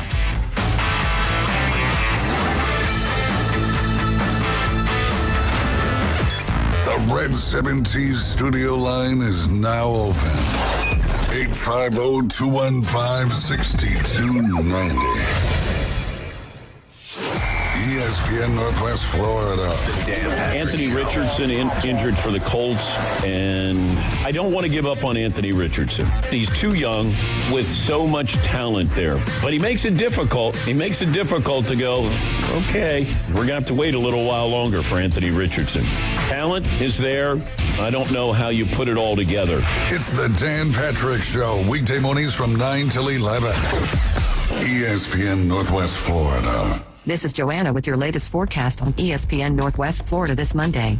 For tonight, light sprinkles and a likelihood of thunderstorms and a low of 80 with a gentle breeze coming out of the south-southeast at 11 miles per hour. Tomorrow morning, a possibility of thunderstorms and light sprinkles with temps around 84. In the afternoon and evening, a possibility of thunderstorms and partly sunny and a temperature near 86. This forecast is sponsored by Mid-South Lumber, the best little lumber yard in Panama City. Thank you for keeping that dial on ESPN Northwest Florida. Rely on it. Saturday, August 16th. Come to the Sneak Peek Land Sale at the Ranches at Creekside Preserve and get your gorgeous 20 to 50 plus acre estate in desirable Baldwin County on sale from only $139.9. That's right. Get 20 to 50 plus acres in Baldwin County from just $139.9 with excellent financing available. Ranches at Creekside Preserve features private large acreage tracts with beautiful woodlands, rolling meadows, and a peaceful creek, all surrounded by pristine natural beauty and abundant wildlife. It's your opportunity to live in Baldwin County, Alabama, one of the fastest growing coastal counties in the U.S. due to low taxes and a low cost of living. Don't miss out. Come to the Sneak Peek Land Sale at the Ranches at Creekside Preserve and get your gorgeous 20 to 50 plus acre estate in desirable Baldwin County on sale from only $139.9. Call 877-888-1415 or visit CreeksidePreserveAL.com. CreeksidePreserveAL.com. ESPN Northwest Florida advertisers get results. Hi, this is Todd from PCB Hobby on Back Beach. Advertising with ESPN Northwest Florida has been a wonderful experience. Their staff is very knowledgeable and friendly. If you want to talk with customers like you never thought possible, reach out to the team at ESPN Northwest Florida, 850-215-4468. Get results for your business. Call ESPN Northwest Florida, 850-215-4468. If you build it, they will come. We're live from the CBC Construction Studios. Get the edge on the competition with the latest lines, expert picks, and everything you need to place your bets. Elevate your game day experience with ESPN Northwest Florida. Now back to the Afternoon Underdogs. ESPN Northwest Florida. Welcome back. You're listening to the Afternoon Underdogs with Paul Wilson here at 104.3 ESPN Northwest Florida. Don't forget to call in on the Red 7Ts phone line 850-215-6290. Also, don't want to forget some of our great sponsors. If you're in the market for a new car, a used car, go see those guys at AutoNation Ford in Panama City. They will help you out. Their knowledgeable staff will get you in the right direction to get you in that vehicle that you want to be a part of. Also, don't forget, if your car's been dinged up or messed with in the wrong way, you need some paint, maybe your wife has run it into the building like mine has at times. Go see those guys at Recommended Body Shop. They will get you taken care of. Those guys over there know how to paint and know how to get your car looking back to pristine condition. Apparently, Paul likes his couch. That's right. Yeah, my wife's done the same thing. She's driven my car right into a wall. Yeah. So, yeah, it's. I think it's just part of living life. Ladies, I think y'all are terrific drivers. Yeah, that's right. Oh, man. So we're back, and we're going to talk some NFL real quick. A friend of mine growing up, it's his 49th birthday today. Just wanted to give a big shout out to the big dog, Greg Harger, man. I know you've been listening in, and just happy birthday, buddy. He was my guy. He was my ride, because I didn't get to drive until I got to the junior year in high school. I was one of the younger ones, and he was one of the ones that could drive, and so I'd always have to give him gas money to come pick me up sometimes because we like to hang out. But anyway, happy birthday, buddy. Brian, we've been looking at the preseason, and one thing that's been so significant to me this year is something that they've been trying that's a little different. Zach Taylor actually really pushed out why they were doing it with the Bengals, is that the first game of the first preseason game is he put Joe Burrow in there. Mm-hmm. And Joe Burrow, if you remember, last year's start was really bad. They started out really bad. Yeah. And so I think they're trying to get him out there. And so a lot of teams, I'm just shocked because everybody going into the season has been saying, oh, well, the preseason is just a preseason, a bunch of 2s, 3s, and 4s playing against each other, a little bit better than maybe CFL or something like that. But, man, we've been seeing stars. And I want to do a little bit of just kind of looking at each one of these real quick that started. And I want you to give me your opinion because there's some of these guys on this list, they've been there a while. Mm-hmm. They've already paid past their rookie contract. And, I mean, some of these guys, to me, is time for put up or shut up or go home. Because you got Mahomes, you got Burrow, you got Tua, you got Trevor Lawrence, you got Russell Wilson, Geno Smith, Kyler Murray, Bo Nix, Bryce Young, Jordan Love, Drake May, Anthony Richardson. All of those guys played the first preseason game, started the first preseason game. I didn't bring in Justin Fields because he's with a new team, and this is his first year to start with this club because he didn't start last year with the Steelers. But all of those guys started last year. Out of those guys, Brian, who would you say 100% is safe? They're there. They're going to be the franchise guy. They're going to roll. They're going to ride or die with them. Well, the easy one's Mahomes. Yes. Burrow. Burrow, yeah. I think Tua is safer in Miami than a lot of people think. Mm-hmm. I actually do. The one to me that this is the year to determine whether or not to blow it up or whatever is Murray. Yeah. I think Kyler Murray, I think he's talented. God, he can look good. I think the problem with him is like they start a thing with Kingsbury and then they kind of cut it off. So, we haven't really had that whole build with him. I think the other one, and you didn't mention him, the one that I'm curious about this year in general is Trevor Lawrence. Yeah. They just gave him a bag and it's kind of time to see. But, of that list, Murray. But, I think it's interesting that, we're dealing with 17 games now, so you would think, they're probably less likely to play in the preseason. No, every game is so important. I do think they want to get them out there, get them up to game speed, even if it's only for a quarter. Something like that, get them out there, kind of knock some of the rust off, get things going. I don't think any of these guys are going to play in the game before the season starts, so that's fine, unless you're not sure who your starter is. But I do think it makes sense to get them out there. And people go, well, what about injuries? Well, you can always have injuries. Yeah. But I do think it's important that they get in those game situations, even if it's a preseason game, get up to speed, get out there and get moving, and that's going to bode well, because even though the season's 17 games, how many teams end up just a game out of a critical position, either making the playoffs or getting a bye or getting a home, football game to start the playoffs? All of those things are extremely important. The margin is very small in the NFL, so I think getting these guys out just shows how important that is. And like you said, the Bengals got off to a terrible start last year, and, we don't know if it's exactly this, but Zach Taylor's going to find out. Yeah. I mean, and that could be the thing that kind of differentiates each season being different with starting early or not starting early, because everybody wants to solidify that backup guy. Everybody wants to have that guy that can come in just in case you tweak an ankle or have to get retaped, or maybe a finger taped or whatever. But also I think that's good for the backups, because I think if you're talking about somebody who's clearly not going to start, at least, barring any injuries, I think it's good for them to get in the sense of coming in the middle of a game. Yeah. And, maybe I'm overthinking it, maybe I'm overanalyzing it, but I think it's important for them. I've always felt like you need to practice the scenario you're going to play. And so if you're most likely going to be somebody who could come off the bench in the middle of a game, practice it that way. Right. And the only way to you can simulate the best you can in a practice scenario, but preseason game is going to be the closest scenario you have to a real game. So practice it within that, and you've put yourself in a better position to where it's going to be more second, hand stuff for you when it actually happens in a real game. Yeah, I see Bryce Young being one of those guys that he can't have another year where he starts and then gets benched and then sits out for a couple. He's got to be able to come out there and do good.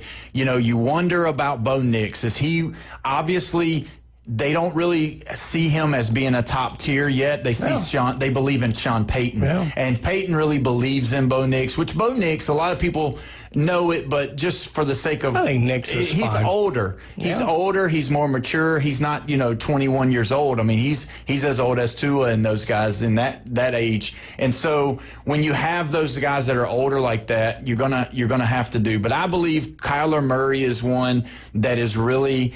It's time. It's either, they gave you some weapons and, yes, you've been through some coaching changes, but is it time? It's time now. You've been in the league for a while. You should know how to play. You've come through injury. You know the game. So I'm curious to see how he goes. I'm also curious to see how Jaden Daniels handles the off season of coming in, sophomore slump of being a star. We've seen this before. Robert Griffin III coming out of Washington the same way. The hype was there.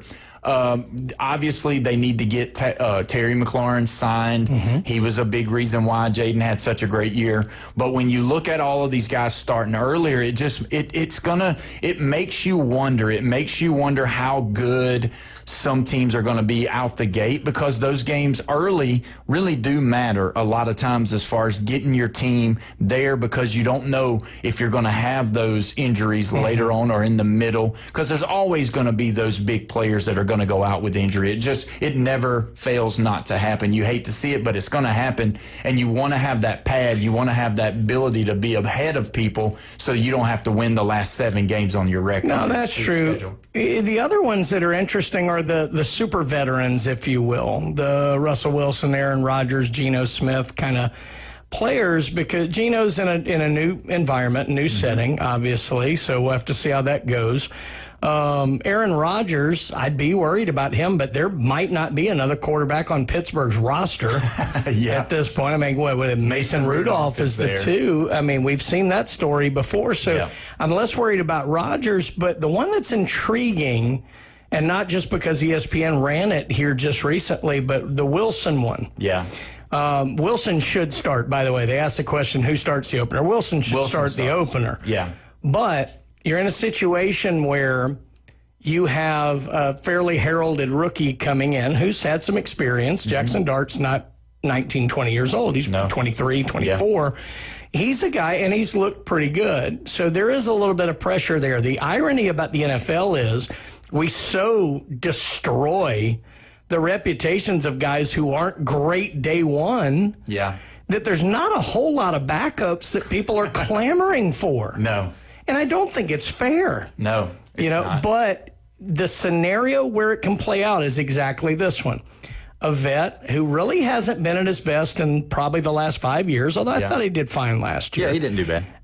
Versus the upstart rookie who hadn't done anything bad yet. Yeah, yet. The only other scenario that's even half intriguing to me with that is Richardson and Daniel Jones, and I don't get it. Yeah. They ran Daniel Jones out of New York. Yep, got him out. Yeah. I don't get Same that guy. one, but I am very interested to see the Giants scenario because I actually think the Giants aren't far. No, their defense is going to be outstanding with They have adding weapons? adding Abdul Carter. Then you got Malik Neighbors, you got Wandale Robinson, who's a good Tyrone slot Tracy guy. had a great rookie season. No, they're not far. I mean, I don't think they're going to make the impact the Commanders did, but I could see them being the biggest turnaround team in a year. And a lot of it's going to have to be, how does this quarterback scenario play out? Yeah, and that's the thing. And we're going to leave it right there. We'll be back tomorrow to discuss more here on 104.3 ESPN. You've been listening to the Afternoon Underdogs. We'll see you tomorrow, guys. But the Titans still stink.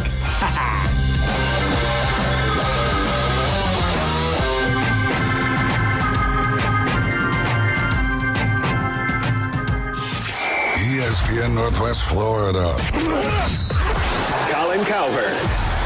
Dak is the Honda Civic of this league. You never have to worry about getting to work. It will not break down, right? Like his floor is